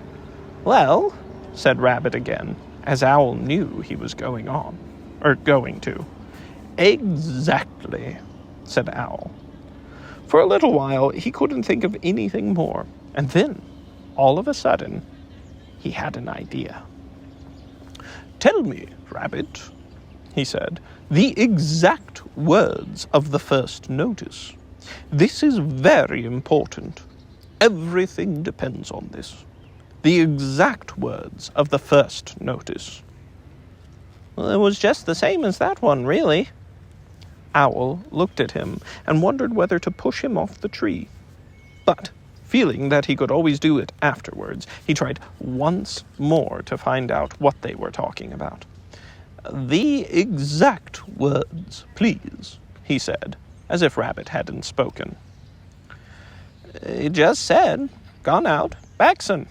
Same as this, only this says, busy Backson too. Owl gave a great sigh of relief. Ah, said Owl, now we know where we are. Yes, but where's Christopher Robin? Said Rabbit. That's the point. Owl looked at the notice again. To one of his education, the reading of it was easy. Gone out, Backson, busy Backson. Just the sort of thing you'd expect to see on a notice. It is quite clear what has happened, my dear Rabbit, he said. Christopher Robin has gone out somewhere with Backson. He and Backson are busy together. Have you seen a Backson anywhere about in the forest lately? Well, I don't know, said Rabbit. That's what I came to ask you. What are they like? Well, said Owl, the spotted, or herbaceous Backson is just a... At least, he said, it's really more of a... Well, of course, he said, it depends on the...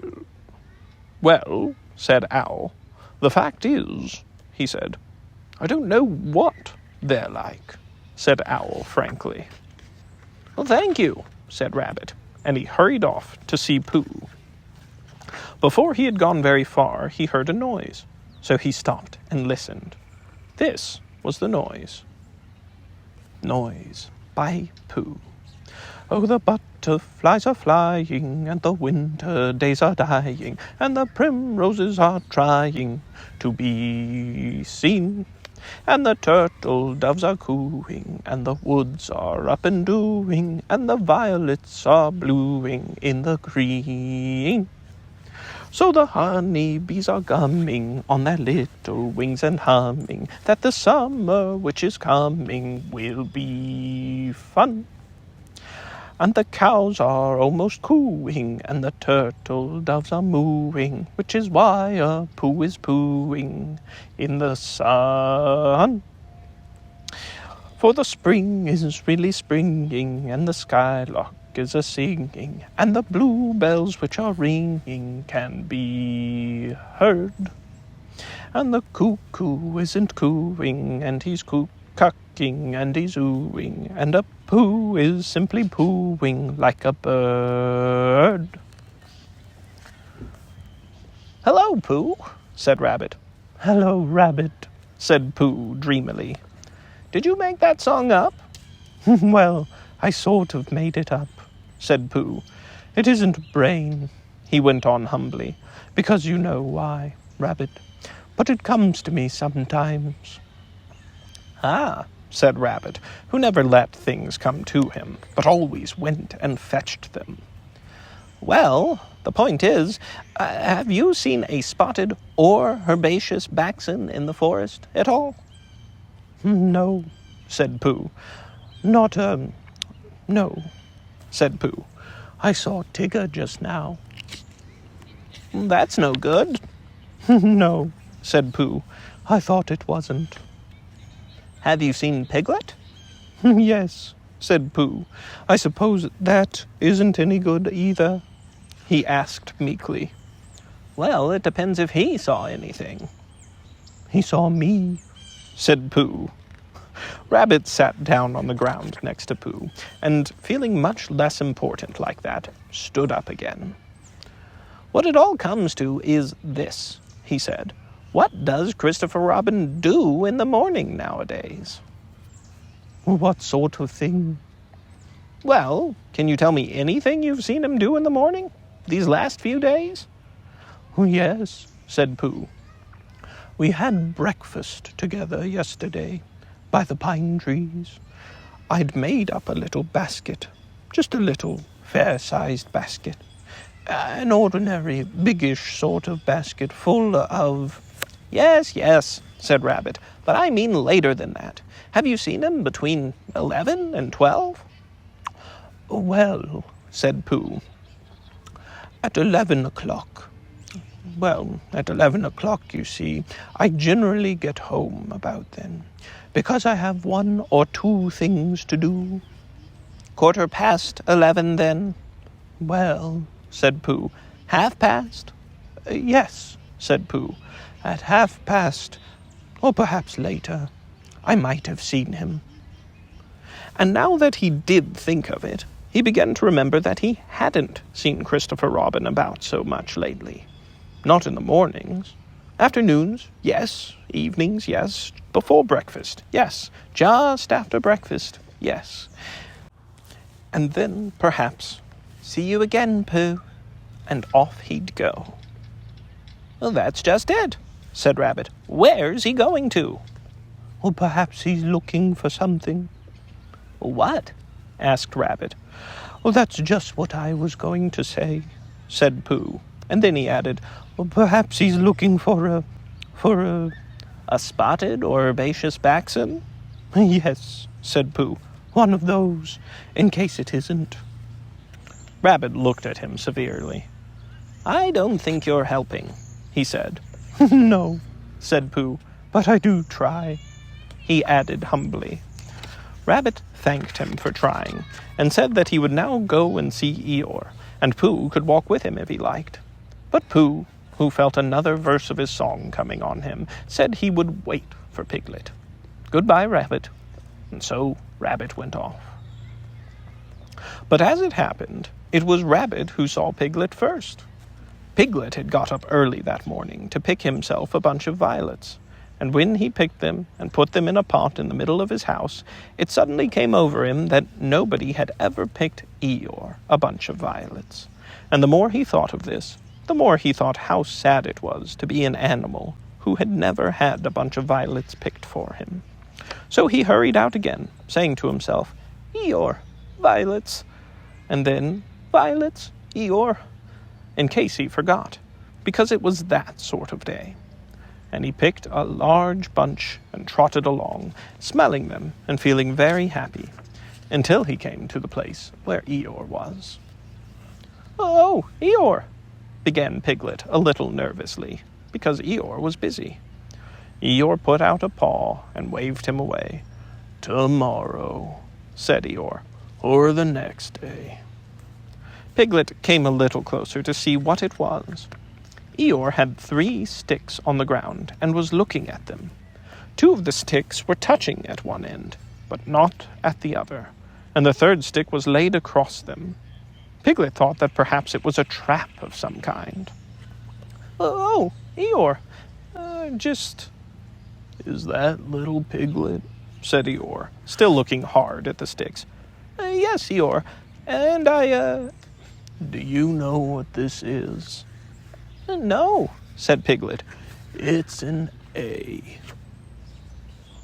Oh, said Piglet. Not O.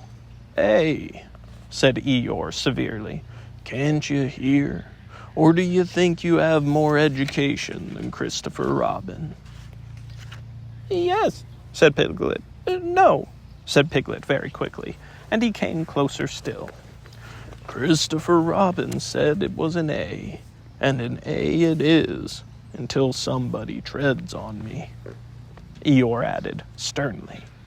Piglet jumped backwards hurriedly and smelt at his violets. Do you know what A means, Piglet? No, Eeyore, I don't. It means learning. It means education. It means all the things that you and Pooh haven't got. That's what A means. Oh, said Piglet again. I mean, does it? He explained quickly. I'm telling you, people come and go in this forest, and they say, it's only Eeyore, so it doesn't count. They walk to and fro, saying, ha ha, but do they know anything about A? They don't. It's just 3 sticks to them. But to the educated, mark this, little Piglet, to the educated, not meaning Poohs and Piglets, it's a great and glorious A. Not, he added, just something that anybody can come and breathe on. Piglet stepped back nervously and looked around. Looked around for help. Here's Rabbit, he said gladly. Hello, Rabbit. Rabbit came up importantly, nodded to Piglet, and said, Ah, Eeyore, in the voice of one who would be saying goodbye in about 2 more minutes. There's just one thing I wanted to ask you, Eeyore. What happens to Christopher Robin in the mornings nowadays? What's that I'm looking at? Said Eeyore, still looking at it. 3 sticks, said Rabbit promptly. You see, said Eeyore to Piglet. He turned to Rabbit. I will now answer your question, he said solemnly. Well, thank you, said Rabbit. What does Christopher Robin do in the mornings? He learns. He becomes educated. He instigates.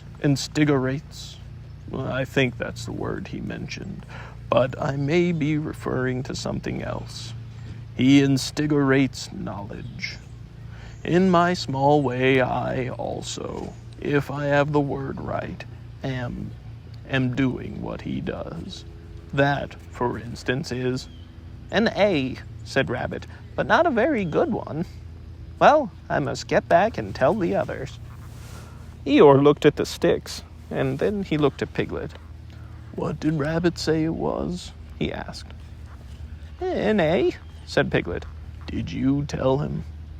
No, Eeyore, I didn't. I expect he just knew.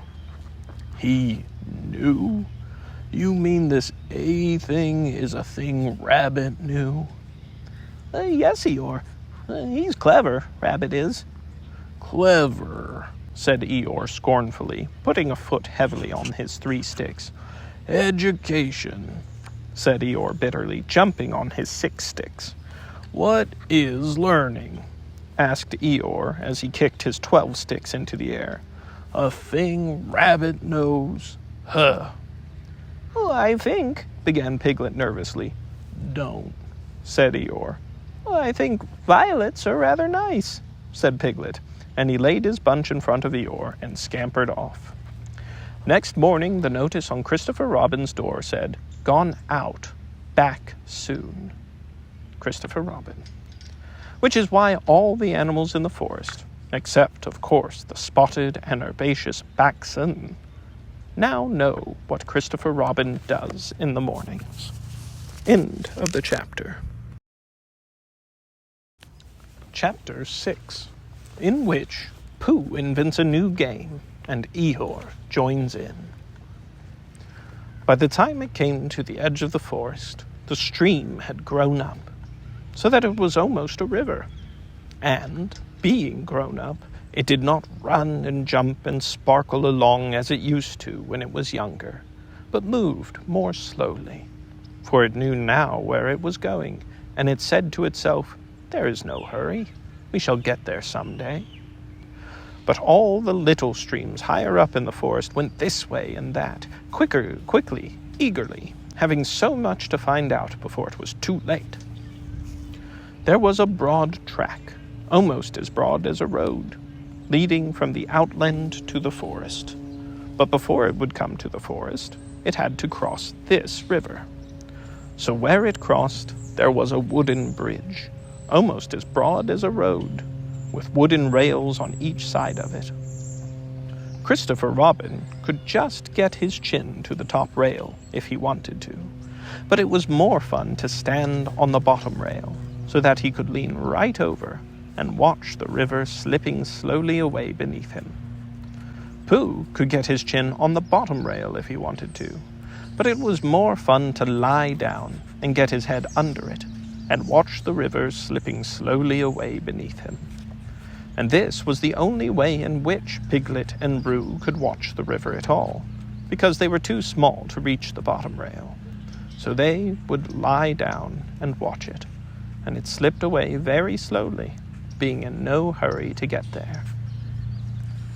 One day, when Pooh was walking towards this bridge, he was trying to make up a piece of poetry about fir cones, because there they were, lying about on each side of him, and he felt singy. So he picked a fir cone up and looked at it, and said to himself, "Oh, this is a very good fir cone, and something ought to rhyme about it." But he couldn't think of anything. And then this came into his head suddenly. "Here is a mystery about a little fir tree. Owl says it's his tree, and Kanga says it's her tree." "Which doesn't make sense," said Pooh, "because Kanga doesn't live in a tree." He had just come to the bridge, and not looking where he was going, he tripped over something, and the fir cone jerked out of his paw into the river. "Oh, bother," said Pooh, as it floated slowly under the bridge, and he went back to get another fir cone, which had a rhyme to it. But then he thought that he would just look at the river instead, because it was a peaceful sort of day. So he lay down and looked at it, and it slipped slowly away beneath him. And suddenly, there was his fir cone slipping away too. "That's funny," said Pooh. "I dropped it on the other side," said Pooh, "and it came out on this side. I wonder if it would do that again." And he went back for some more fir cones. It did. It kept on doing it.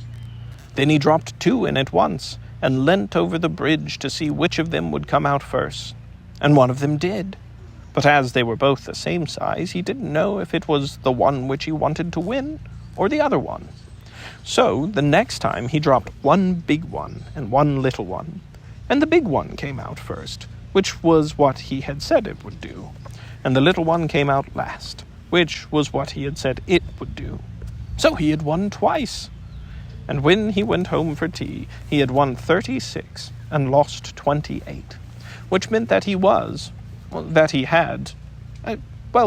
take 28 from 36, and that's what he was, instead of the other way around. And that was the beginning of the game called Poohsticks, which Pooh invented, and which he and his friends used to play on the edge of the forest. But they played with sticks instead of fir cones, because they were easier to mark. Now one day, Pooh and Piglet and Rabbit and Roo were all playing Poohsticks together. They had dropped their sticks in when Rabbit said, "Go!" And then they hurried across to the other side of the bridge, and now they were all leaning over the edge, waiting to see whose stick would come out first. But it was a long time coming, because the river was very lazy that day, and hardly seemed to mind if it didn't ever get there at all. I can see mine, cried Roo. No, I can't. It's something else. Can you see yours, Piglet? I thought I could see mine, but I couldn't. Oh, there it is. No, it isn't. Can you see yours, Pooh? No, said Pooh. I expect mine's stuck, said Roo. Rabbit, my stick's stuck. Is your stick stuck, Pooh or Piglet? Well, they always take longer than you think, said Rabbit. How long do you think they'll take? Said Roo. I can see yours, Piglet, said Pooh suddenly. Mine's a sort of grayish one, said Piglet, not daring to lean too far over in case he fell in. Yes, that's what I can see. It's coming over on my side. Rabbit leant over further than ever, looking for his, and Roo wriggled up and down, calling out, Come on, stick! Stick, stick, stick!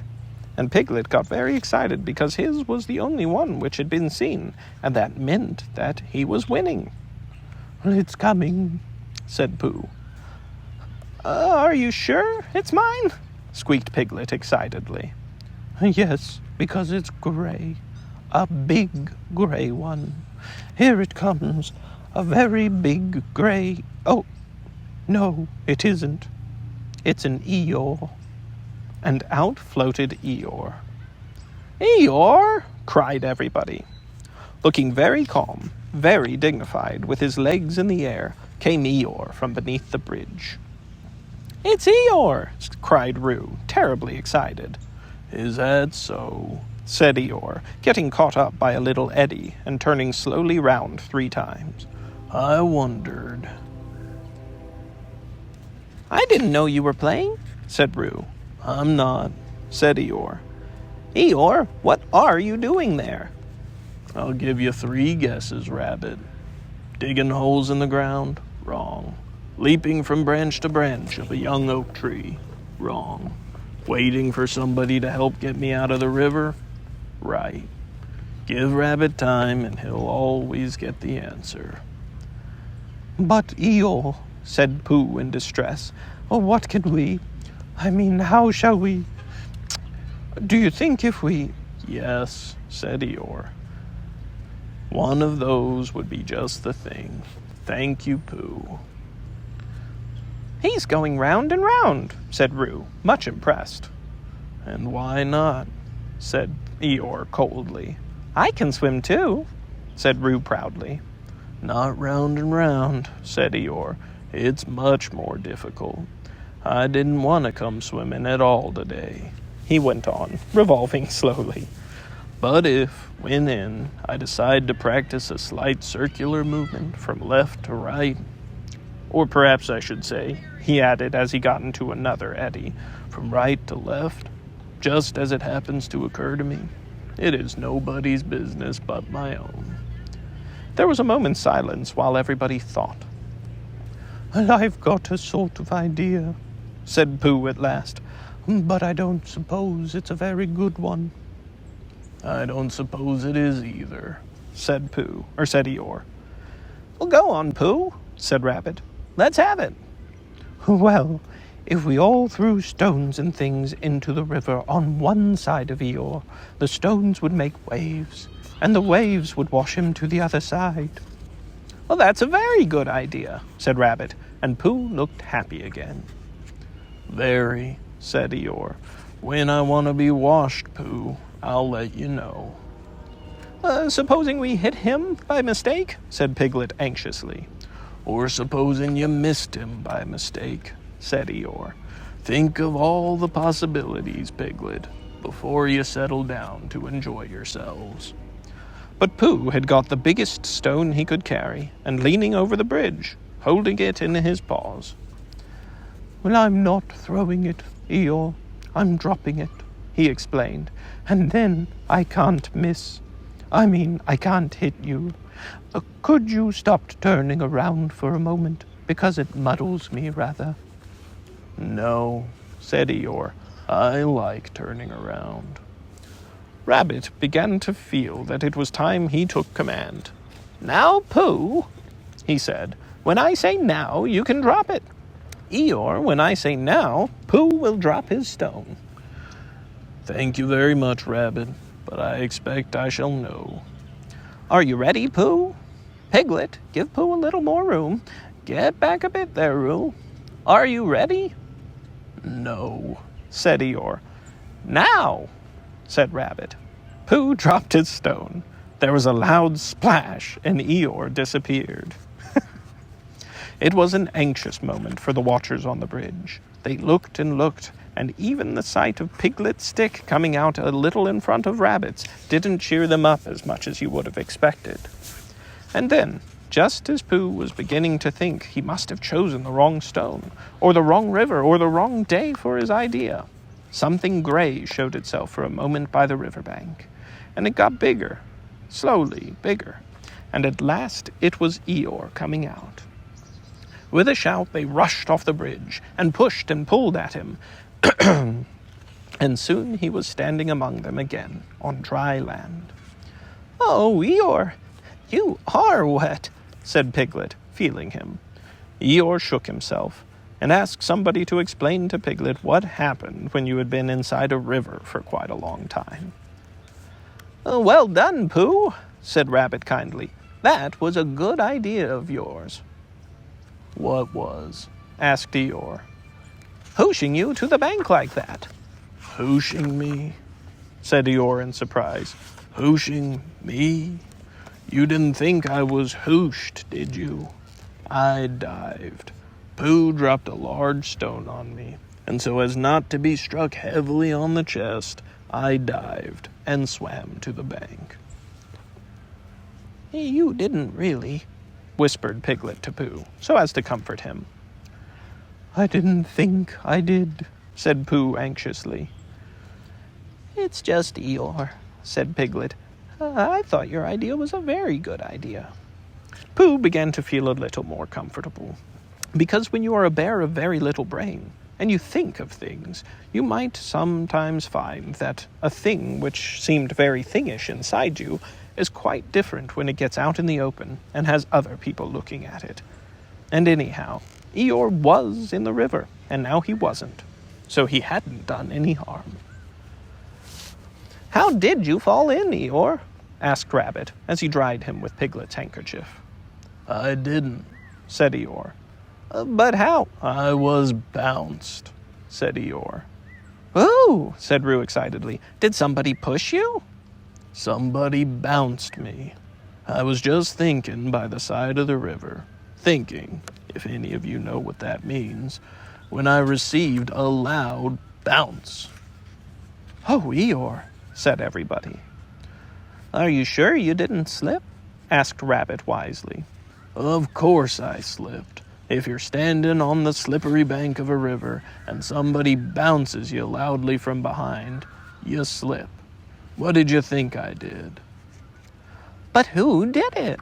asked Roo. Eeyore didn't answer. "I expect it was Tigger," said Piglet nervously. "But Eeyore," said Pooh, "was it a joke or an accident? I mean..." I didn't stop to ask, Pooh. Even at the very bottom of the river, I didn't stop to say to myself, is this a hearty joke, or is it the merest accident? I just floated to the surface and said to myself, it's wet, if you know what I mean. "And where was Tigger?" asked Rabbit. Before Eeyore could answer, there was a loud noise behind him, and through a hedge came Tigger himself.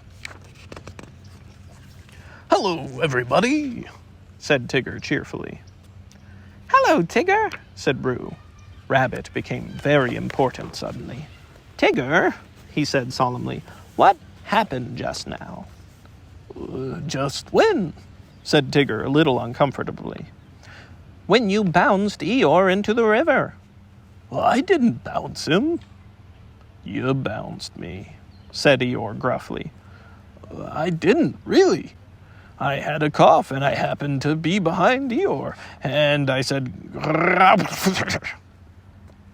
"Why?" said Rabbit, helping Piglet up and dusting him. "It's all right, Piglet." "It took me by surprise," said Piglet nervously. Well, that's what I call bouncing, said Eeyore. taking people by surprise. Very unpleasant habit. I don't mind Tigger being in the forest," he went on, "because it's a large forest, and there's plenty of room to bounce in it. But I don't see why he should come into my little corner of it and bounce there. It isn't as if there was anything very wonderful about my little corner. Of course, for people who like cold, wet, ugly bits, it is rather something special. But otherwise, it's just a corner. And if anybody feels bouncy—" "I didn't bounce. I coughed," said Tigger crossly. "Bouncy or coffee, it's all the same at the bottom of the river." "Well," said Rabbit, "all I can say is, well, here's Christopher Robin, so he can say it." Christopher Robin came down from the forest to the bridge, feeling all sunny and careless, and just as if twice 19 didn't matter a bit, as it didn't on such a happy afternoon. And he thought that if he stood on the bottom rail of the bridge and leant over and watched the river slipping slowly away beneath him, then he would suddenly know everything that there was to be known, and he would be able to tell Pooh, who wasn't quite sure about some of it. But when he got to the bridge and saw all the animals there, then he knew that it wasn't that kind of afternoon, but the other kind, when you wanted to do something. "Well, it's like this, Christopher Robin," began Rabbit. "Tigger—" "No, I didn't," said Tigger. "Well, anyhow, there I was," said Eeyore. "But I don't think he meant to," said Pooh. "He just is bouncy," said Piglet, "and he can't help it." "Try bouncing me, Tigger," said Roo eagerly. "Eeyore, Tigger's going to try me. Piglet, do you think—" "Yes, yes," said Rabbit. "We don't all want to speak at once. The point is, what does Christopher Robin think about it?" "All I did was coughed," said Tigger. "He bounced," said Eeyore. "Well, I boffed," said Tigger. "Hush," said Rabbit, holding up his paw. "What does Christopher Robin think about it all? That's the point." "Well," said Christopher Robin, not quite sure what it was all about, "I think—" "Yes?" said everybody. "I think we all ought to play Poohsticks." So they did, and Eeyore, who had never played it before, won more times than anybody else, and Roo fell in twice. The first time by accident, and the second time on purpose, because he suddenly saw Kanga coming from the forest, and he knew he'd have to go to bed anyhow. So then Rabbit said he'd go with them, and Tigger and Eeyore went off together, because Eeyore wanted to tell Tigger how to win at Poohsticks, which you do by letting your stick drop in a twitchy sort of way, if you understand what I mean. Tigger and Christopher Robin and Pooh and Piglet were left on the bridge by themselves. For a long time they looked at the river beneath them, saying nothing, and the river said nothing too, for it felt very quiet and peaceful on this summer afternoon. "Tigger is all right, really," said Piglet lazily. "Of course he is," said Christopher Robin. "Well, everybody is, really," said Pooh. "That's what I think," said Pooh. "But I don't suppose that I'm right," he said. "Of course you are," said Christopher Robin. End of the chapter. Chapter 7, in which Tigger is unbounced. One day, Rabbit and Piglet were sitting outside Pooh's front door, listening to Rabbit, and Pooh was sitting with them. It was a drowsy summer afternoon, and the forest was full of gentle sounds, which all seemed to be saying to Pooh, "Don't listen to Rabbit, listen to me." So he got into a comfortable position for not listening to Rabbit, and from time to time he opened his eyes to say, "Ah," and then closed them again to say, "True." And from time to time Rabbit said, "You see what I mean, Piglet?" very earnestly, and Piglet nodded earnestly to show that he did. "In fact," said Rabbit, coming to the end of it at last. "Tigger's getting so bouncy nowadays that it's time we taught him a lesson. Don't you think so, Piglet?" Piglet said that Tigger was very bouncy, and that if they could think of a way of unbouncing him, it would be a very good idea. "Just what I feel," said Rabbit. "What do you say, Pooh?" Pooh opened his eyes and said, with a jerk, and said, "Extremely." "Extremely what?" asked Rabbit. "What you were saying," said Pooh. "Undoubtedly." Piglet gave Pooh a stiffening sort of nudge, and Pooh, who felt more and more that he was somewhere else, got up slowly and began to look for himself. "But how shall we do it?" asked Piglet. "What sort of lesson, Rabbit?" "Well, that's the point," said Rabbit. The word lesson came back to Pooh as one he had heard somewhere before. "There's a thing called tways times," he said. "Christopher Robin tried to teach it to me once, but it didn't." "What didn't?" said Rabbit. "Didn't what?" said Piglet. Pooh shook his head. "I don't know," he said. "It just didn't." "What are we talking about?" "Pooh," said Piglet reproachfully, "haven't you been listening to what Rabbit was saying?" "Well, I listened, but I had a small piece of fluff in my ear. Could you say it again, please, Rabbit?" Rabbit never minded saying things again, so he asked where he should begin from, and when Pooh had said, from the moment when the fluff got in his ear, and Rabbit had asked when that was, and Pooh had said he didn't know because he hadn't heard properly, Piglet settled it all by saying that what they were trying to do was, they were trying to think of a way to get the bounces out of Tigger, because however much you liked him, you couldn't deny it. He did bounce. "Oh, I see," said Pooh. "There's too much of him," said Rabbit. "That's what it comes to." Pooh tried to think, and all he could think of was something which didn't help at all, so he hummed it very quietly to himself.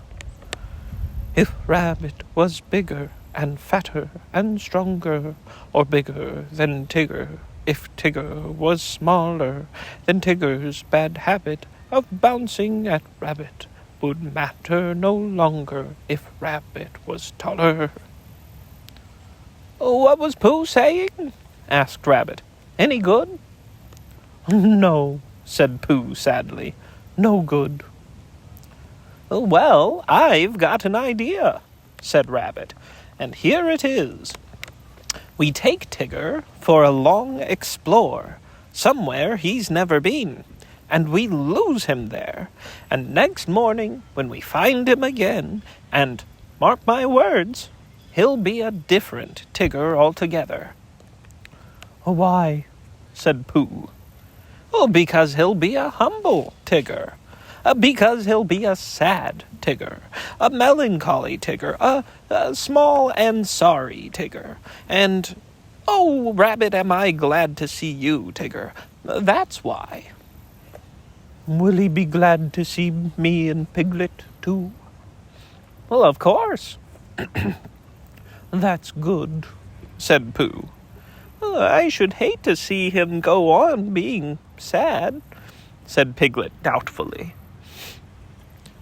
"Tiggers never go on being sad," explained Rabbit.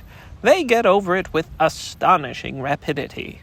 I asked Owl, just to make sure, and he said that that's what they always get over it with. But if we can make Tigger feel small and sad for just 5 minutes, we shall have done a good deed." "Would Christopher Robin think so?" asked Piglet. "Yes," said Rabbit.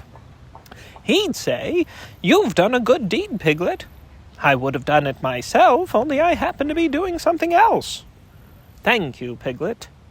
Well, and Pooh, of course. Piglet felt very glad about this, and he saw at once that what they were going to do to Tigger was a good thing to do. And as Pooh and Rabbit were doing it with him, it was a thing which even a very small animal could wake up in the morning and be comfortable about doing. So the only question was, where should they lose Tigger? "We'll take him to the North Pole," said Rabbit. Because it was a very long explore finding it, so it will be a very long explore for Tigger unfinding it again.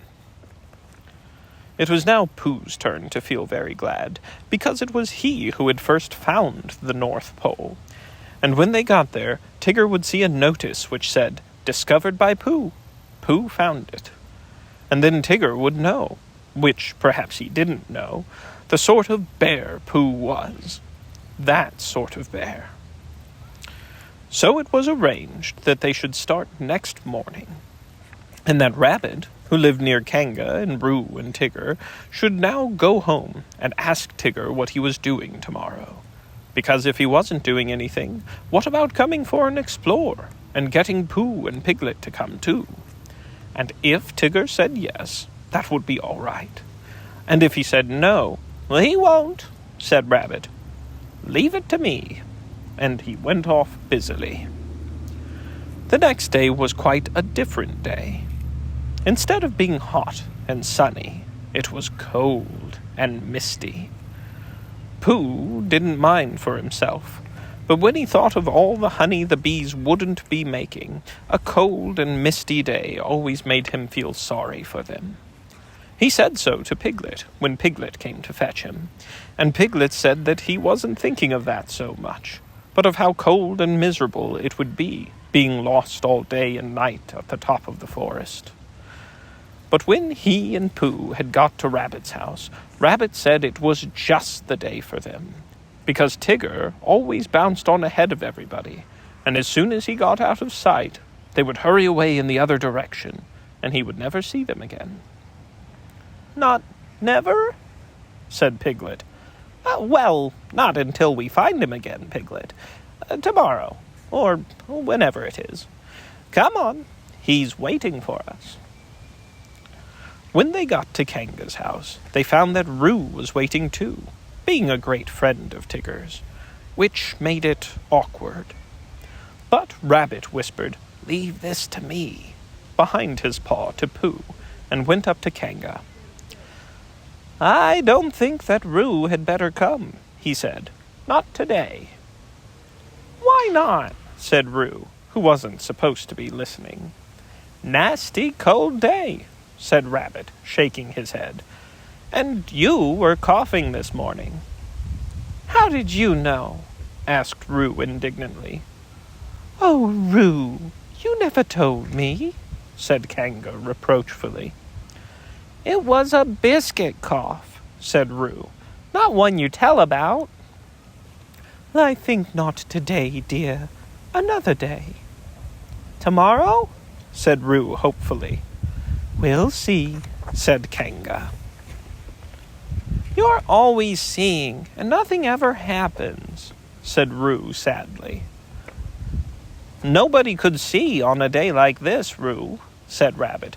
"I don't expect we shall get very far, and then this afternoon Tigger, there you are. Come on. Goodbye, Roo. This afternoon come on, Pooh. All ready? That's right. Come on." So they went. At first, Pooh and Rabbit and Piglet walked together, and Tigger ran round them in circles. And then, when the path got narrower, Rabbit, Piglet, and Pooh walked one after another, and Tigger ran along ran around them in oblongs.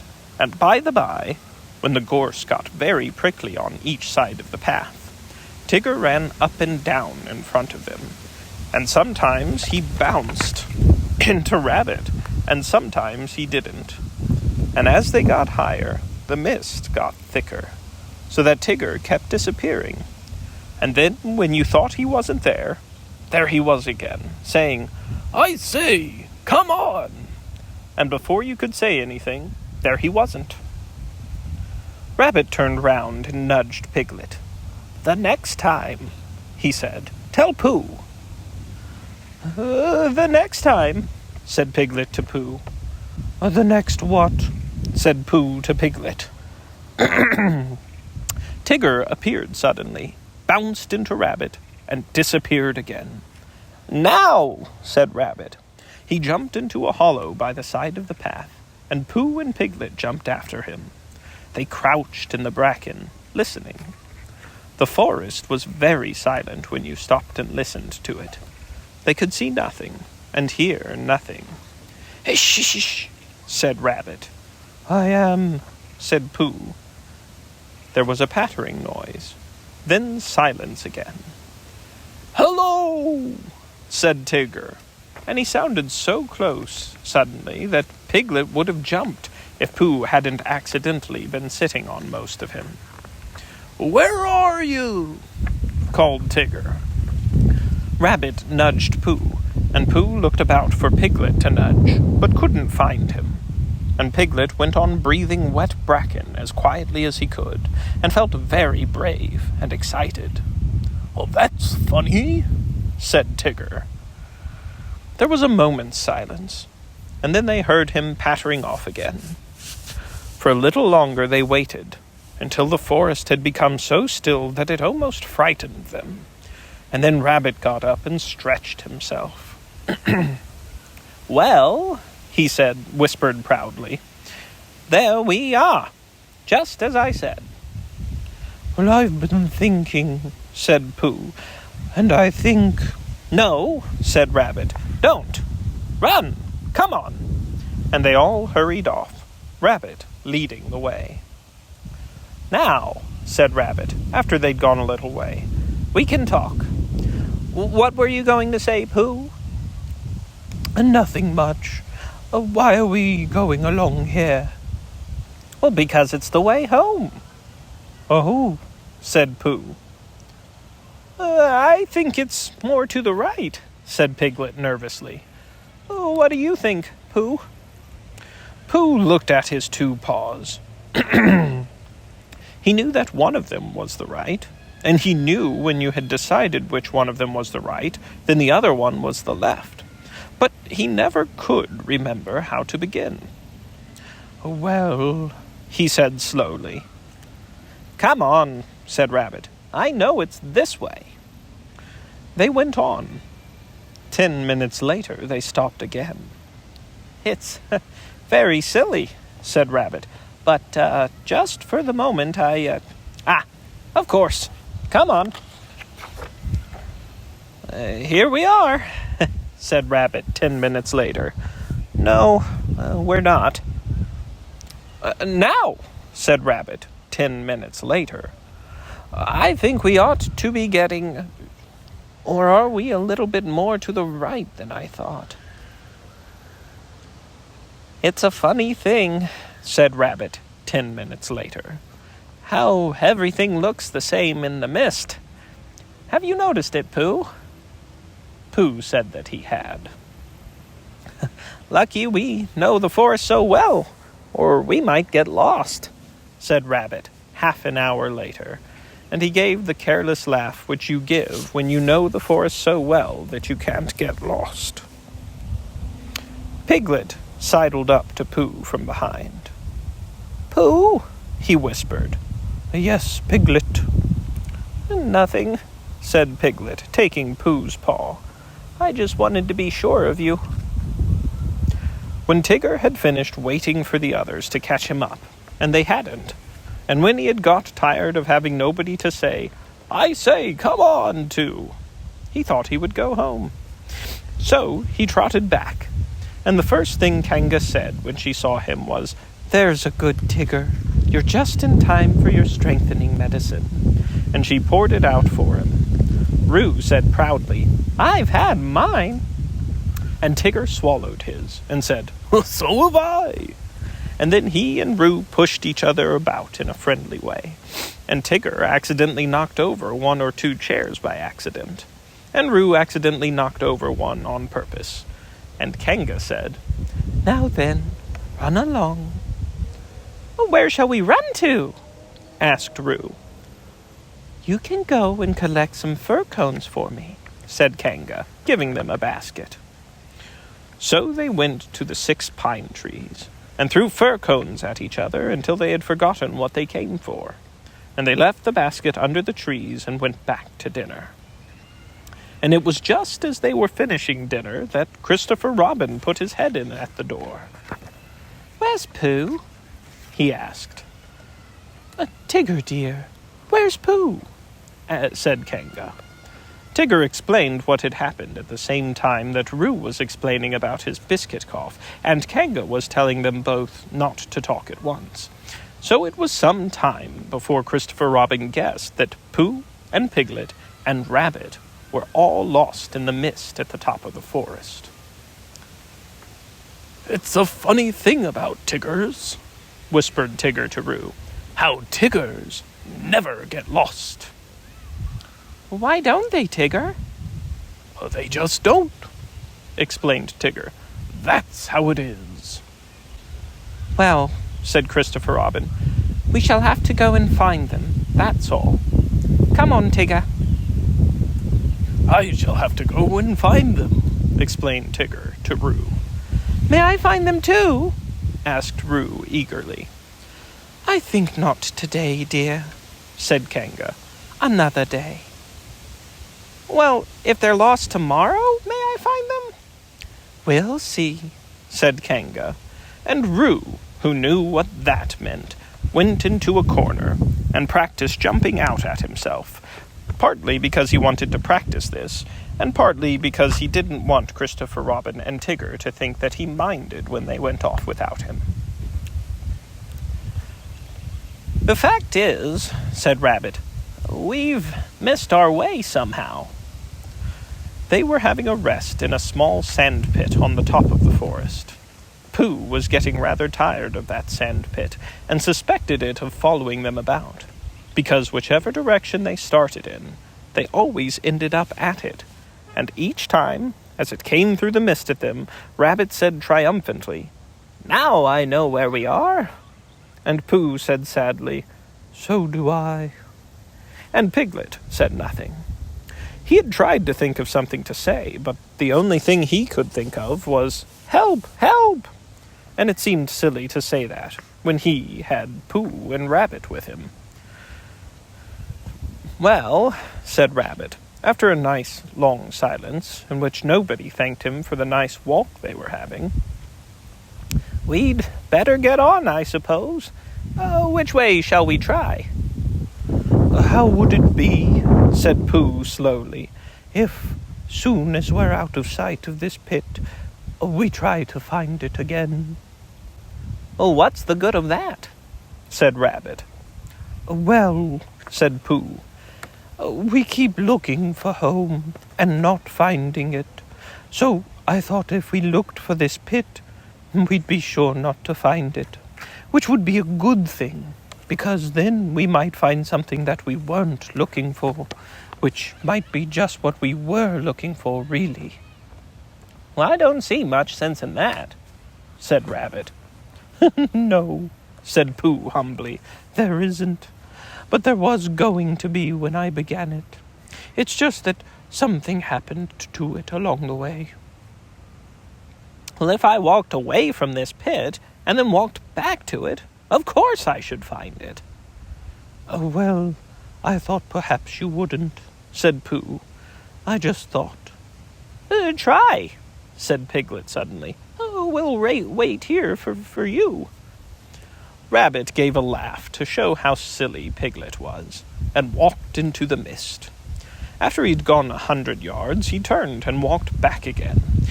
And after Pooh and Piglet had waited 20 minutes for him, Pooh got up. "Well, I just thought," said Pooh. "Now then, Piglet, let's go home." "But Pooh," cried Piglet, all excited, Do you know the way?"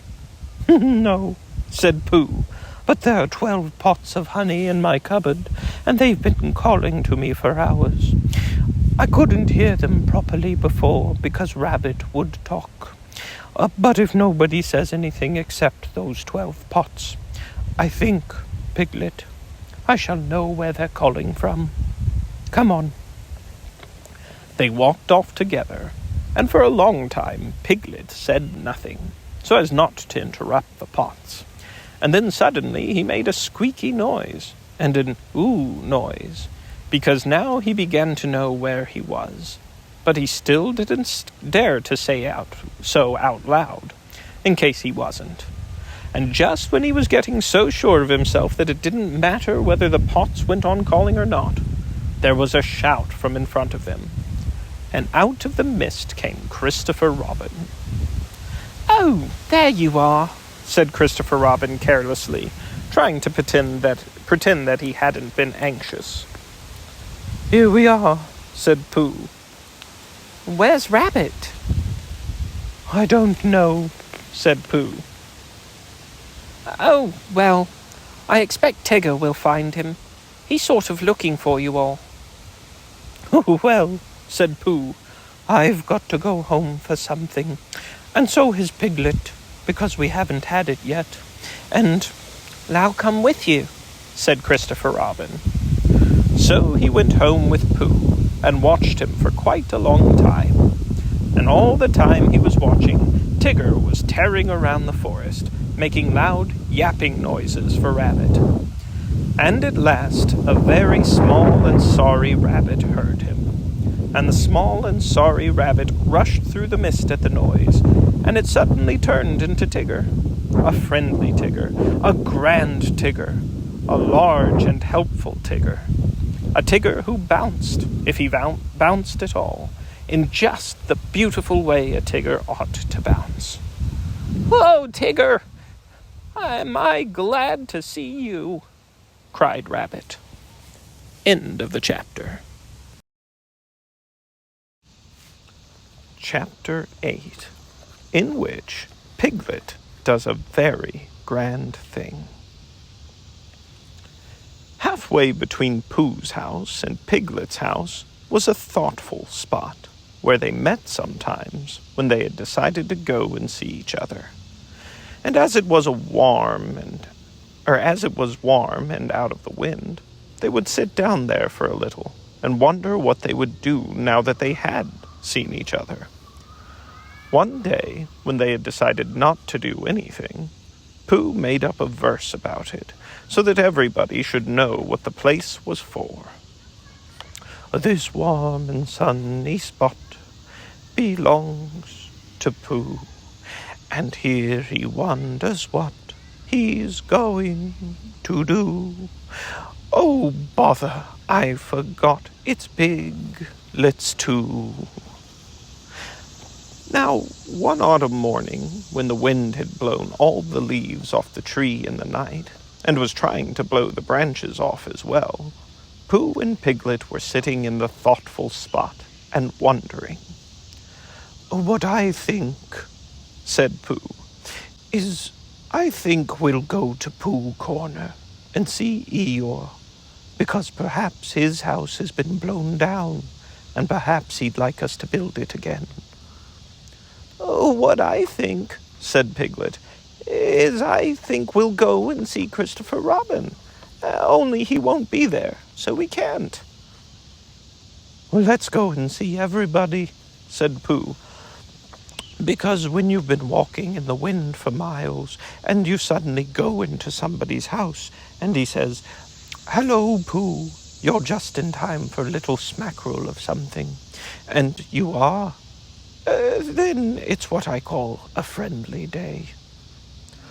Piglet thought that they ought to have a reason for going to see everybody, like looking for Small or organizing an expedition, if Pooh could think of something.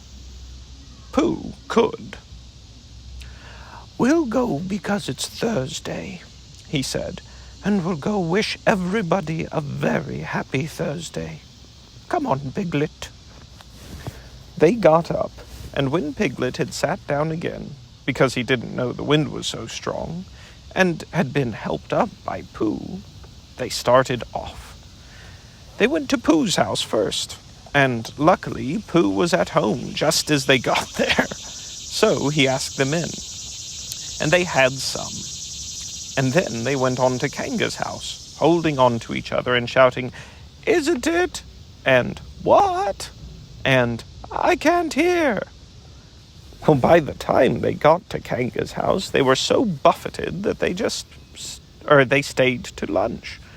Just at first it seemed rather cold outside afterwards, so they pushed on to Rabbit's as quickly as they could.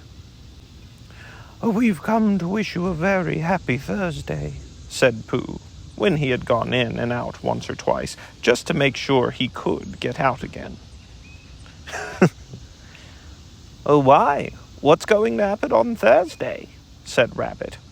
And when Pooh had explained, and Rabbit, whose life was made up of important things, said, "Oh, I thought you'd really come about something," they sat down for a little, and by the by, Pooh and Piglet went on again.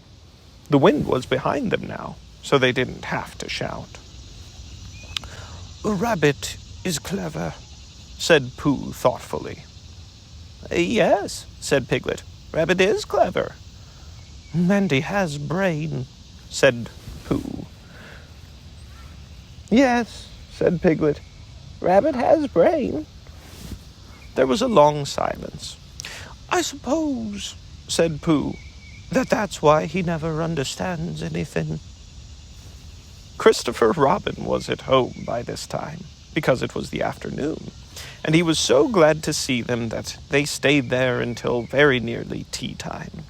And then they had a very nearly tea, which is one you forget about afterwards, and hurried on to Pooh Corner, so as to see Eeyore before it was too late to have a proper tea with Owl.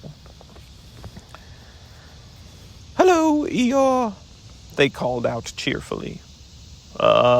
Said Eeyore, "lost your way?" "Oh, we just came to see you," said Piglet, "and to see how your house was. Oh, look, Pooh, it's still standing."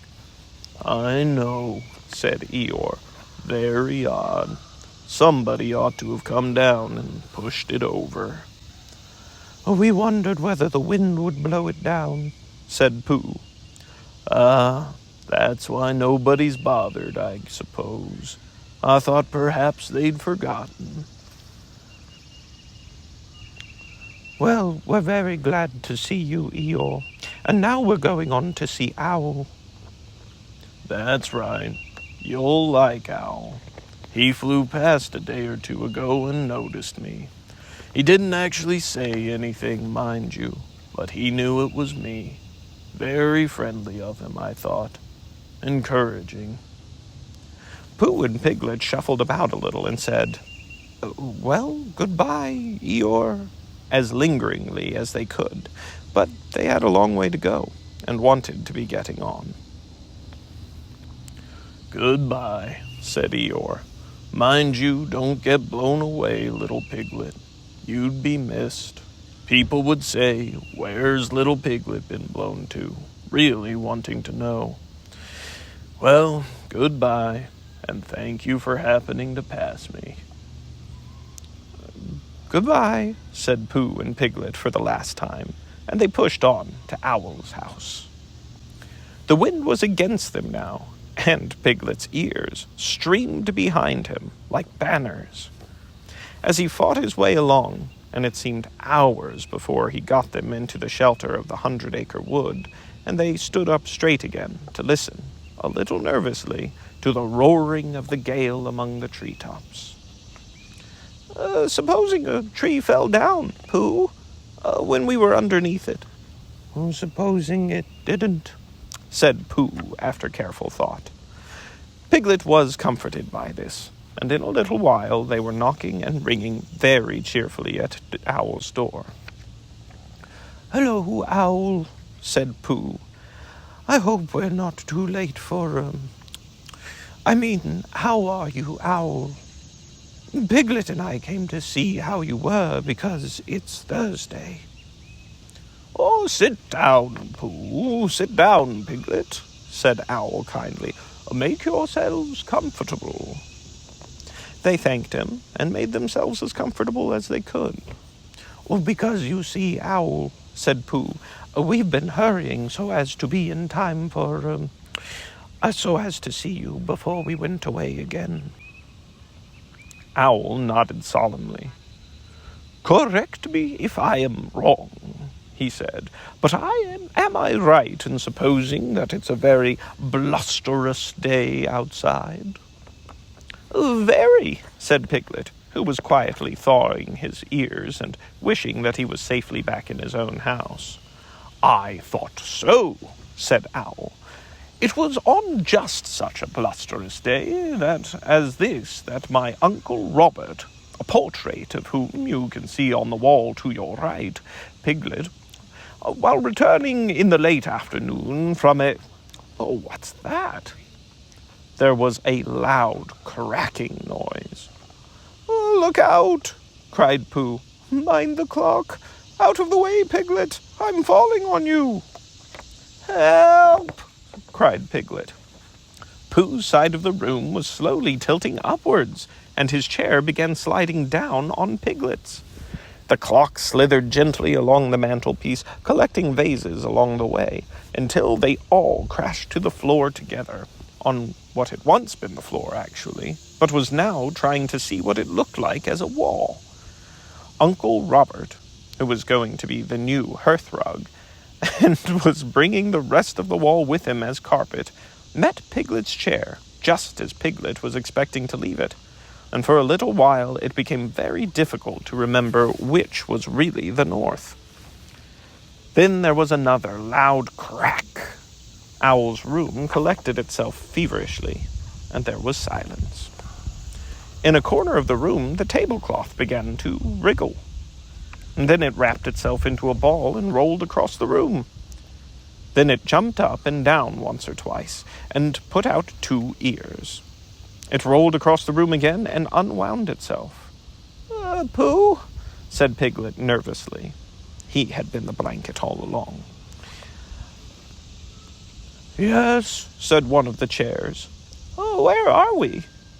I'm not quite sure, said the chair.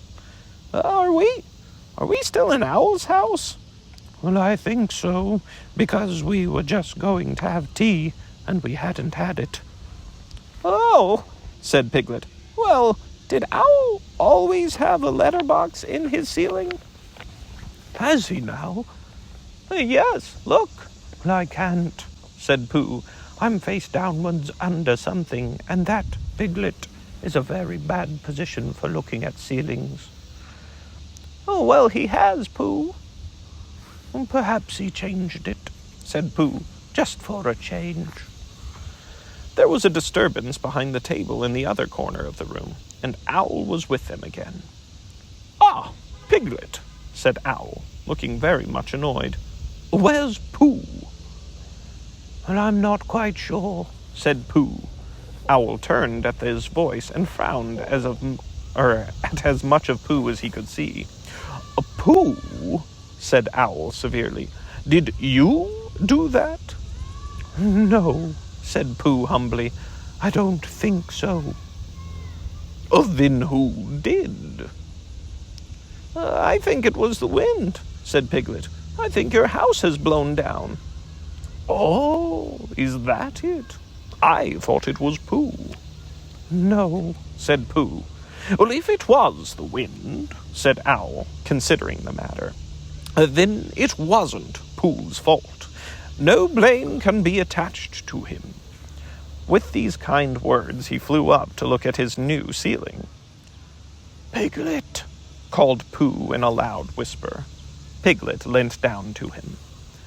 Yes, Pooh? What did he say was attached to me? He said he didn't blame you. Oh, I thought he meant... Oh, I see. Owl, said Piglet, come down and help Pooh. Owl, who was admiring his letterbox, flew down again. Together they pushed and pulled at the armchair, and in a little while Pooh came out from underneath, and was able to look round him again. "Well," said Owl, "this is a nice state of things." "What are we going to do, Pooh? Can you think of anything?" said Piglet. "Well, I had just thought of something," said Pooh. "It was just a little thing I thought of." And he began to sing. "I lay on my chest, and I thought it best to pretend I was having an evening rest. I lay on my tum, and I tried to hum, but nothing particular seemed to come. My face was flat on the floor, and that is all very well for an acrobat, but it doesn't seem fair to a friendly bear to stiffen him out with a basket chair. And a soft sort of scores, which grows and grows, is not too nice for his poor old nose. And a sort of squelch is much too much for his neck and his mouth and his ears and such." "That was all," said Pooh. Owl coughed in an unadmiring sort of way, and said that if Pooh was sure that that was all, they could now give their minds to the problem of escape. "Because," said Owl, "we can't get out by what used to be the front door. Something has fallen on it." "But how else can you go out?" asked Piglet anxiously.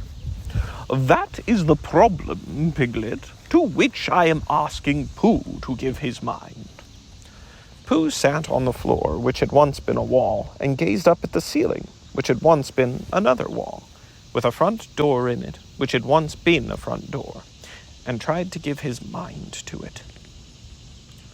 "Could you fly up to the letterbox with Piglet on your back?" he asked. No," said Piglet quickly. "He couldn't." Owl explained about the necessary dorsal muscles. He explained this to Pooh and Christopher Robin once before, and had been waiting ever since for a chance to do it again, because it is a thing which you can easily explain twice before anybody knows what you're talking about. "Because if you see, Owl, if we could get Piglet into the letterbox, he might squeeze through the place where the letters come, and climb down the tree and run for help." Piglet said hurriedly that he had been getting bigger lately, and he couldn't possibly, much as he would like to. And Owl said that he has had his letterbox made bigger lately, in case he got bigger letters, so perhaps Piglet might. And Piglet said, "But you said the necessary you-know-whats wouldn't." And Owl said, "No, they won't, so it's no good thinking about it." And Piglet said, "Then we'd better think of something else," and began to at once. But Pooh's mind had gone back to the day when he had saved Piglet from the flood, and everybody had admired him so much, and as that didn't often happen, he thought he would like it to happen again. And suddenly, just as it had come before, an idea came to him. "Owl," said Pooh, "I have thought of something." "Astute and helpful, Bear," said Owl. Pooh looked proud at being called a stout and helpful bear, and said modestly that he just happened to think of it. "You tied a piece of string to Piglet, and you flew up to the letterbox with the other end of it in your beak, and you pushed it through the wire and brought it down to the floor. And you and Pooh pulled hard at this end, and Piglet went slowly up at the other end, and there you were." "And there Piglet is," said Owl, "if the string doesn't break." "Supposing it does?" asked Piglet, wanting to know. "Well, then we try another piece of string." This was not very comforting to Piglet, because however many pieces of string they tried pulling up with, it would always be the same, him coming down. But still, it did seem the only thing to do. So, with one last look back in his mind at all the happy hours he had spent in the forest, not being pulled up by to the ceiling by a piece of string, Piglet nodded bravely at Pooh, and said that it was a very clever plan. "It won't break," whispered Pooh comfortingly, "because you're a very small animal, and I'll stand underneath. And if you save us all, it will be a very grand thing to talk about afterwards. And perhaps I'll make up a song, and people will say, 'It was so grand what Piglet did, that a respectful Pooh song was made about it.'" Piglet felt much better after this, and when everything was ready, and he found himself slowly going up to the ceiling, he was so proud that he would have called out, "Look at me!" if he hadn't been afraid that Pooh and Owl would let go of their end of the string and look at him. "Up we go," said Pooh cheerfully. "The ascent is proceeding as expected," said Owl helpfully. Soon it was over. Piglet opened the letterbox and climbed in. Then, having untied himself, he began to squeeze into the slit, through which, in the old days when front doors were front doors, many an unexpected letter that WOL had written to himself had come slipping. He squeezed and he squoze, and then with one last squooze, he was out. Happy and excited, he turned round to squeak a last message to the prisoners. "It's all right," he called down through the letterbox. "Your tree is blown right over, Owl, and there's a branch across the door. But Christopher Robin and I can move it, and we'll bring a rope for Pooh. And I'll go and tell him now, and I can climb down quite easily. I mean, it's dangerous, but I can do it all right. And Christopher Robin and I will be back in about a half an hour. Goodbye, Pooh."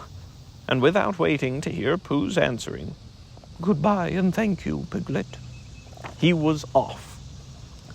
"Half an hour," said Owl, settling himself comfortably.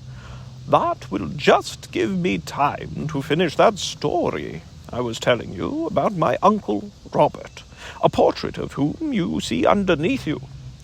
Now, let me see. Where was I? Oh, yes. It was on just such a blusterous day as this that my Uncle Robert—" Pooh closed his eyes. End of the chapter. Chapter 9, in which Eeyore finds the Woolery, and Owl moves into it.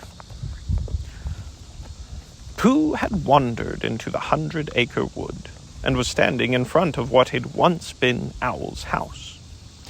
It didn't look at all like a house now. It looked like a tree which had been blown down, and as soon as a house looks like that, it is time you tried to find another one.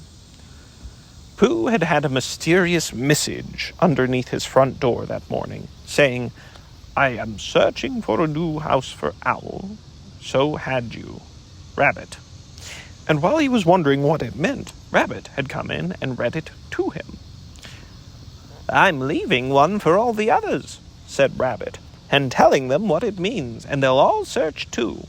I'm in a hurry. Goodbye." And he had run off. Pooh followed slowly. He had something better to do than to find a new house for Owl. He had to make up a Pooh song about the old one, because he had promised Piglet days and days ago that he would. And whenever he and Piglet had met since, Piglet didn't actually say anything, but you knew at once why he didn't. And if anybody mentioned hums or trees or string or storms in the night, Piglet's nose went all pink at the tip, and he talked about something quite different in a hurried sort of way. "But it isn't easy," said Pooh to himself, as he looked at what had once been Owl's house, "because poetry and hums aren't things which you get, they're things which get you, and all you can do is go where they can find you." He waited, hopefully. "Well," said Pooh after a long wait, "I shall begin, 'Here lies a tree,' because it does, and then I'll see what happens." This is what happened. "Here lies a tree which Owl, a bird, was fond of when it stood on end, and Owl was talking to a friend called me in case you hadn't heard, when something occurred. For lo, the wind was blusterous, and flattened out his favorite tree, and things looked bad for him and we. Looked bad, I mean, for he and us. I've never known them wuss. Then Piglet thought a thing. Courage, he said, there's always hope. I want a thinnish piece of rope, or if there isn't any, bring a thickish piece of string. So to the letter box he rose, while Pooh and Owl said oh and hum, and where the letters always come, called letters only, Piglet squoze his head and then his toes. Oh, gallant Piglet, Piglet, ho! Did Piglet tremble? Did he blench? No, he struggled inch by inch, through letters only, as I know, because I saw him go. He ran, and then he stood, and shouted, help for Owl, a bird, and Pooh, a bear, until he heard the others coming through the wood as quickly as they could. Help, help, and rescue, Piglet cried, and showed the others where to go. Sing ho for Piglet, Piglet, ho! And soon the door was opened wide, and we were both outside. Sing ho for Piglet, ho, ho! So there it is, said Pooh, when he had sung this to himself 3 times. It's come out different from what I thought it would, but it's come. Now I must go and sing it to Piglet. I am searching for a new house for Owl. So had you, Rabbit. What's all this, then? Said Eeyore. Rabbit explained. What's the matter with his old house? Asked Eeyore. Rabbit explained. Nobody tells me, said Eeyore. Nobody keeps me informed. I make it 17 days come Friday since anybody spoke to me. It certainly isn't 17 days, Eeyore. Come Friday, explained Eeyore. And today's Saturday, said Rabbit, so that would make it 11 days. And I was here myself a week ago. Not conversing, said Eeyore. Not first one and then the other. You said hello and flashed past. I saw your tail in the distance as I was meditating my reply. I had thought of saying, what? But of course it was then too late. Oh, well, I was in a hurry. No give and take, Eeyore went on. No exchange of thought. Hello, what? I mean, it gets you nowhere. Particularly if the other person's tail is only just in sight for the second half of the conversation. Well, it's your fault, Eeyore. You've never been to see any of us. You just stay here in this one corner of the forest, waiting for the others to come to you. Why don't you go to them sometimes? Eeyore was silent for a little while, thinking. There may be something in what you say, Rabbit, he said at last. I must move about more. I must come and go. That's right, Eeyore. Drop in on any of us at any time, when you feel like it. Thank you, Rabbit. And if anybody says in a loud voice, bother, it's Eeyore, I can drop out again. Rabbit stood on one leg for a moment. Well, he said, I must be going. Goodbye, said Eeyore. What? Goodbye. And if you do come across a house for Owl, you must let us know. I will give my mind to it, said Eeyore. Rabbit went. Pooh had found Piglet, and they were walking back to the 100-acre wood together. Piglet, said Pooh a little shyly, after they had walked for some time without saying anything. Yes, Pooh? Do you remember when I said that a respectful Pooh song would be written about you-know-what? Did you, Pooh? Said Piglet, getting a little pink around the nose. Yes, I believe you did. It's been written, Piglet. The pink went slowly up Piglet's nose to his ears and settled there. Has it, Pooh? He said, or asked huskily. About that time when? Do you really mean it's written? Yes, Piglet. The tips of Piglet's ears glowed suddenly, and he tried to think of something. And even after he had husked once or twice, nothing came out. So Pooh went on. There are 7 verses in it. 7? asked Piglet as carelessly as he could. You don't often get 7 verses in a hum, do you, Pooh? Never, said Pooh. I don't suppose it's ever been done before. Do the others know yet? asked Piglet, stopping for a moment to pick up a stick and throw it away. No, said Pooh, and I wondered which you would like best, for me to hum it now or to wait until we find the others and then hum it to all of you. Piglet thought for a little. I think what I'd like best, Pooh, is I'd like you to hum it to me now, and then to hum it to all of us, because then everybody would hear it. But I could say, "Oh yes, Pooh's told me," and pretend not to be listening. So Pooh hummed it to him, all the 7 verses, and Piglet said nothing, but just stood and glowed. Never before had anyone sung "Ho for Piglet, Piglet, ho," all by himself. When it was over, he wanted to ask for one of the verses over again, but didn't quite like to. It was the verse beginning, "O gallant Piglet," and it seemed to him a very thoughtful way of beginning a piece of poetry. "Did I really do all that?" he said at last. "Well," said Pooh, in poetry, in a piece of poetry, well, you did it, Piglet, because the poetry says you did, and that's how people know." "Oh," said Piglet, "because I thought I did blench a little, just at first, and it says, did he blench? No. That's why." "You only blenched inside," said Pooh, "and that's the bravest way for a very small animal not to blench that there is."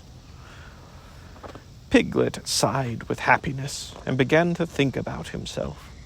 He was brave.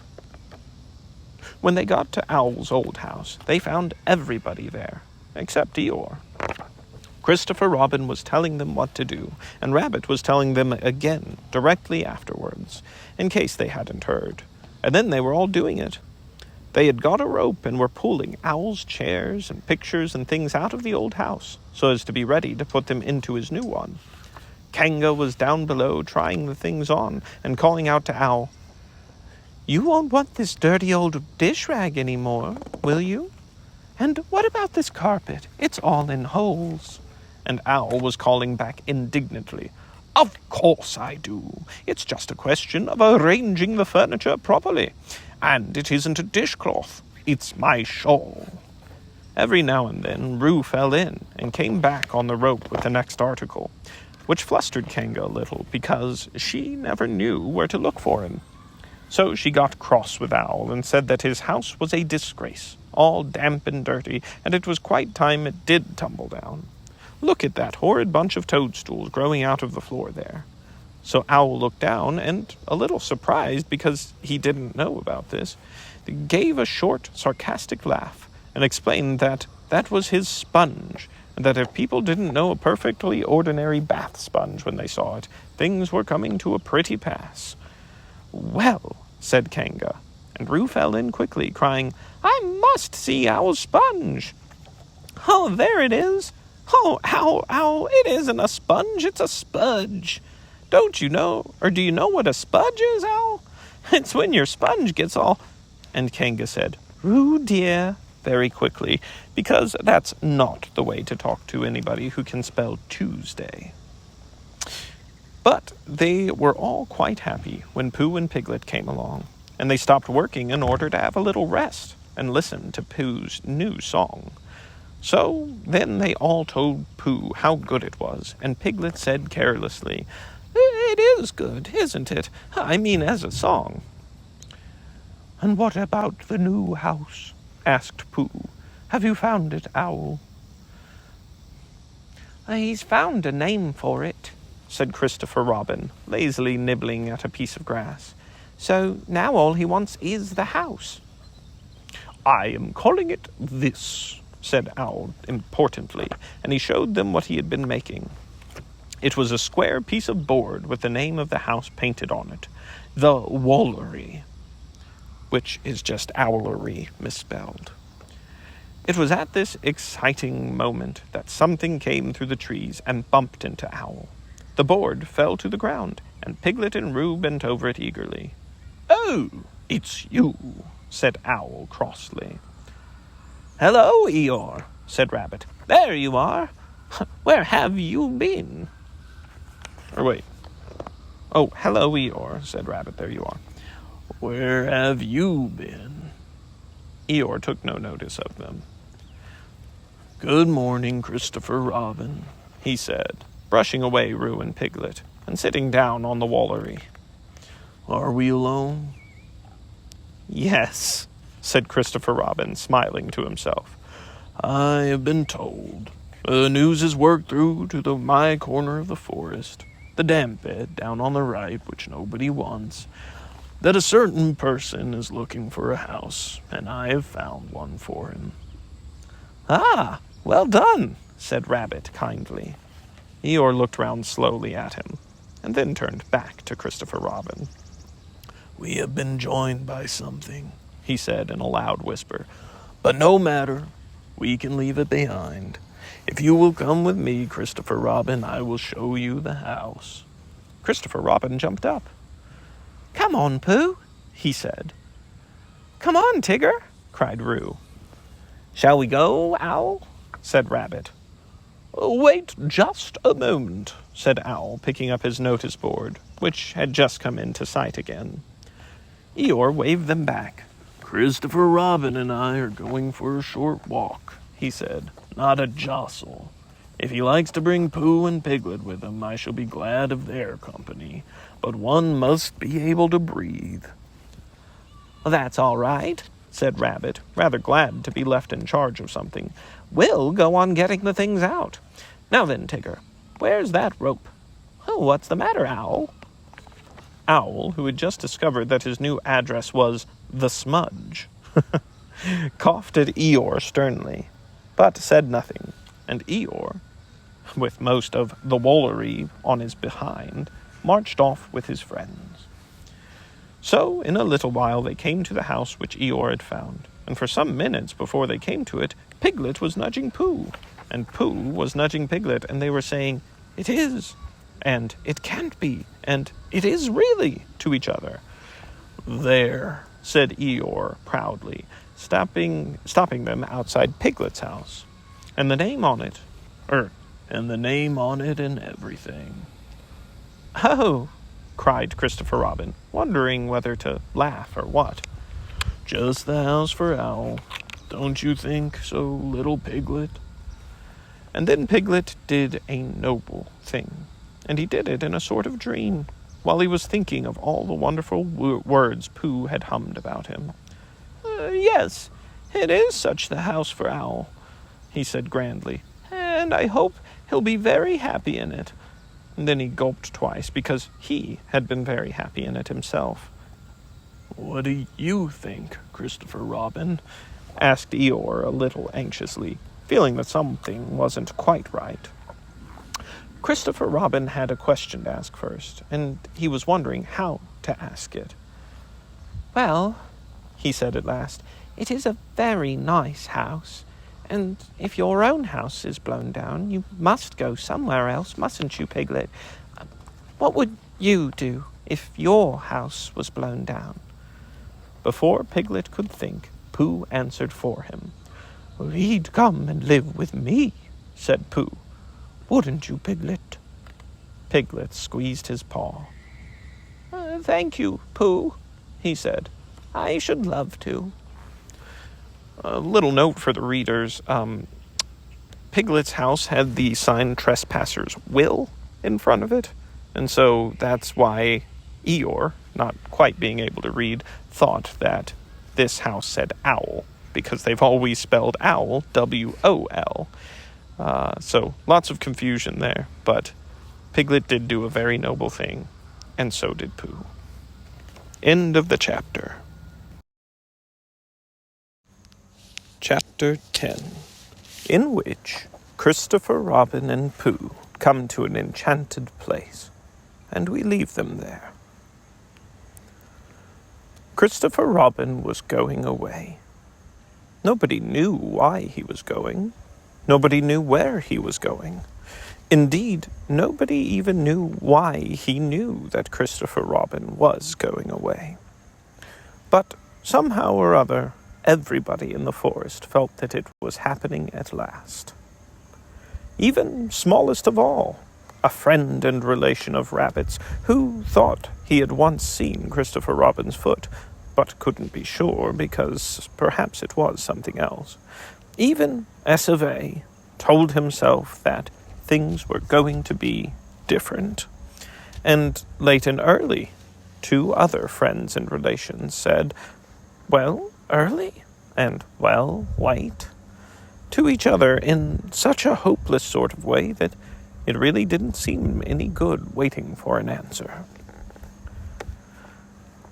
One day, when he felt that he couldn't wait any longer, Rabbit brained out a notice, and this is what it said. Notice of a meeting of everybody will meet at the house at Pooh Corner to pass a resolution by order keep to the left, signed Rabbit. He had to write this out 2 or 3 times before he could get the resolution to look like what he thought it was going to when he began to spell it. But when at last it was finished, he took it round to everybody and read it out to them, and they all said they would come.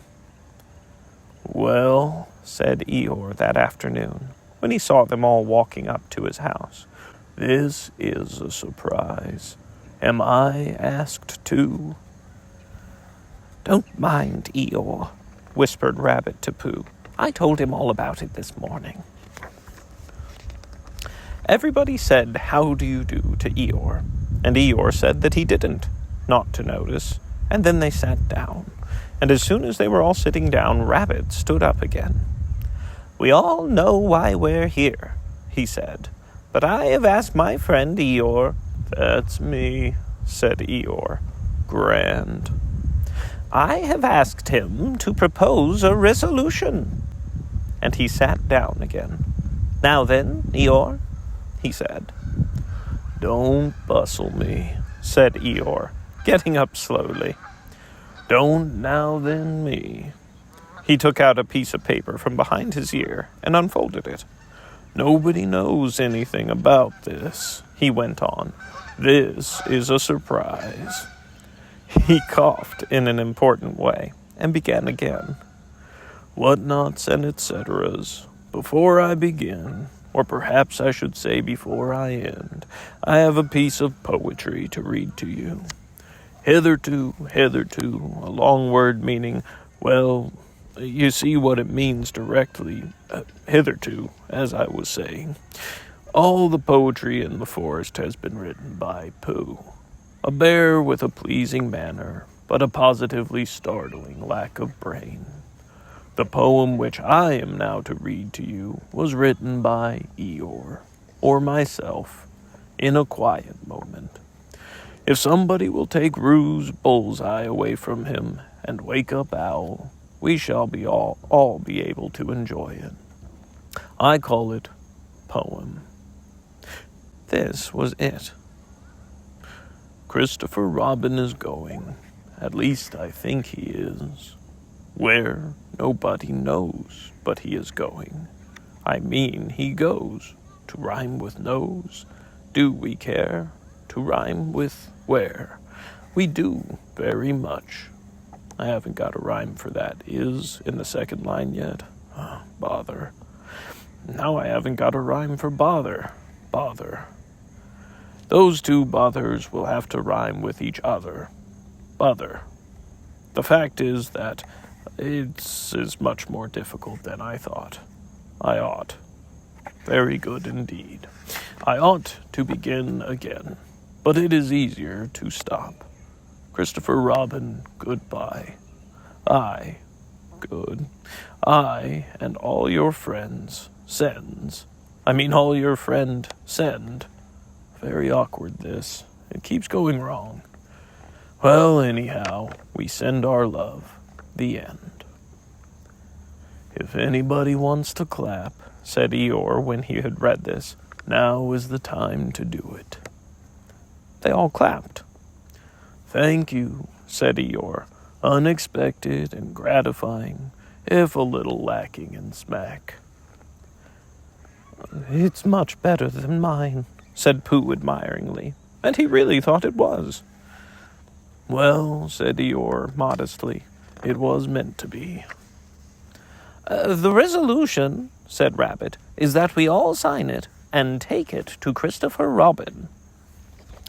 So it was signed. Pooh, Piglet, Owl, Eeyore, Rabbit, Kanga, Blot, Smudge, and they all went off to Christopher Robin's house with it. Hello, everybody, said Christopher Robin. Hello, Pooh. They all said hello, and felt awkward and unhappy suddenly, because it was a sort of goodbye they were saying, and they didn't want to think about it. So they stood around and waited for somebody else to speak, and they nudged each other and said, Go on. And gradually Eeyore was nudged to the front, and the others crowded behind him. What is it, Eeyore? Asked Christopher Robin. Eeyore swished his tail from side to side, so as to encourage himself, and began.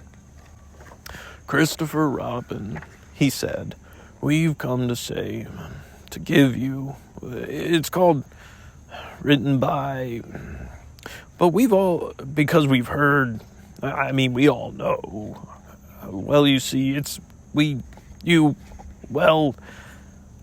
that to put it as shortly as possible, that is what it is.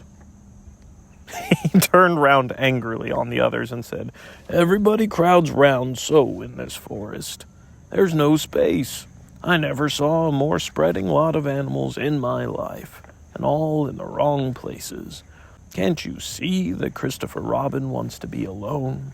I'm going. And he humped off. Not quite knowing why, the others began edging away. And when Christopher Robin had finished reading the poem and was looking up to say thank you, only Pooh was left. It's a comforting sort of thing to have, said Christopher Robin, folding up the paper and putting it in his pocket. Come on, Pooh. And he walked off quickly. Where are we going? Said Pooh, hurrying after him and wondering whether it was to be an explore or a what shall I do about you know what.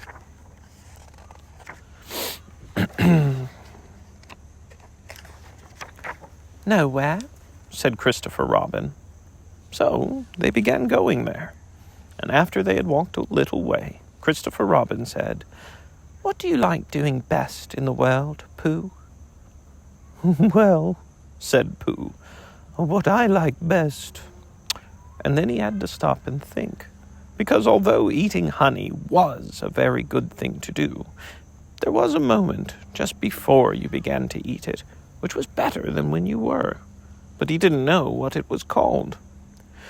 And then he thought that being with Christopher Robin was a very good thing to do, and having Piglet near was a very friendly thing to have. And so, when he had thought it all out, he said, What I like best in the whole world is me and Piglet going to see you, and you saying, What about a little something? And me saying, Well, I shouldn't mind a little something, should you, Piglet? And it being a hummy sort of day outside, and birds singing. I like that too, said Christopher Robin. But what I like doing best is nothing. Well, how do you do nothing? asked Pooh after he had wondered for a long time. Well, it's when people call out at you just as you're going off to do it. What are you going to do, Christopher Robin? And you say, oh, nothing. And then you go and do it. Oh, I see, said Pooh. This is a nothing sort of thing that we're doing now. Oh, I see, said Pooh again. It means just going along, listening to all the things you can't hear, and not bothering. Oh, said Pooh. They walked on, thinking of this and that, and by they came to an enchanted place on the very top of the forest called Galleon's Lap, which is 60-something trees in a circle. And Christopher Robin knew that it was enchanted, because nobody had ever been able to count whether it was 63 or 64. And even when he tied a piece of string around each tree after he had counted it, not even then. Being enchanted, its floor was not like the floor of the forest, gorse and bracken and heather, but close-set grass, quiet and smooth and green. It was the only place in the forest where you could sit down carelessly, without getting up again almost at once and looking for somewhere else. Sitting there, they could see the whole world spread out until it reached the sky, and whatever there was all the world over was with them in Galleon's lap. Suddenly, Christopher Robin began to tell Pooh about some of the things. People called kings and queens, and something called factors, and a place called Europe, and an island in the middle of the sea where no ships came, and how you make a suction pump, if you want to, and when knights were knighted, and what comes from Brazil.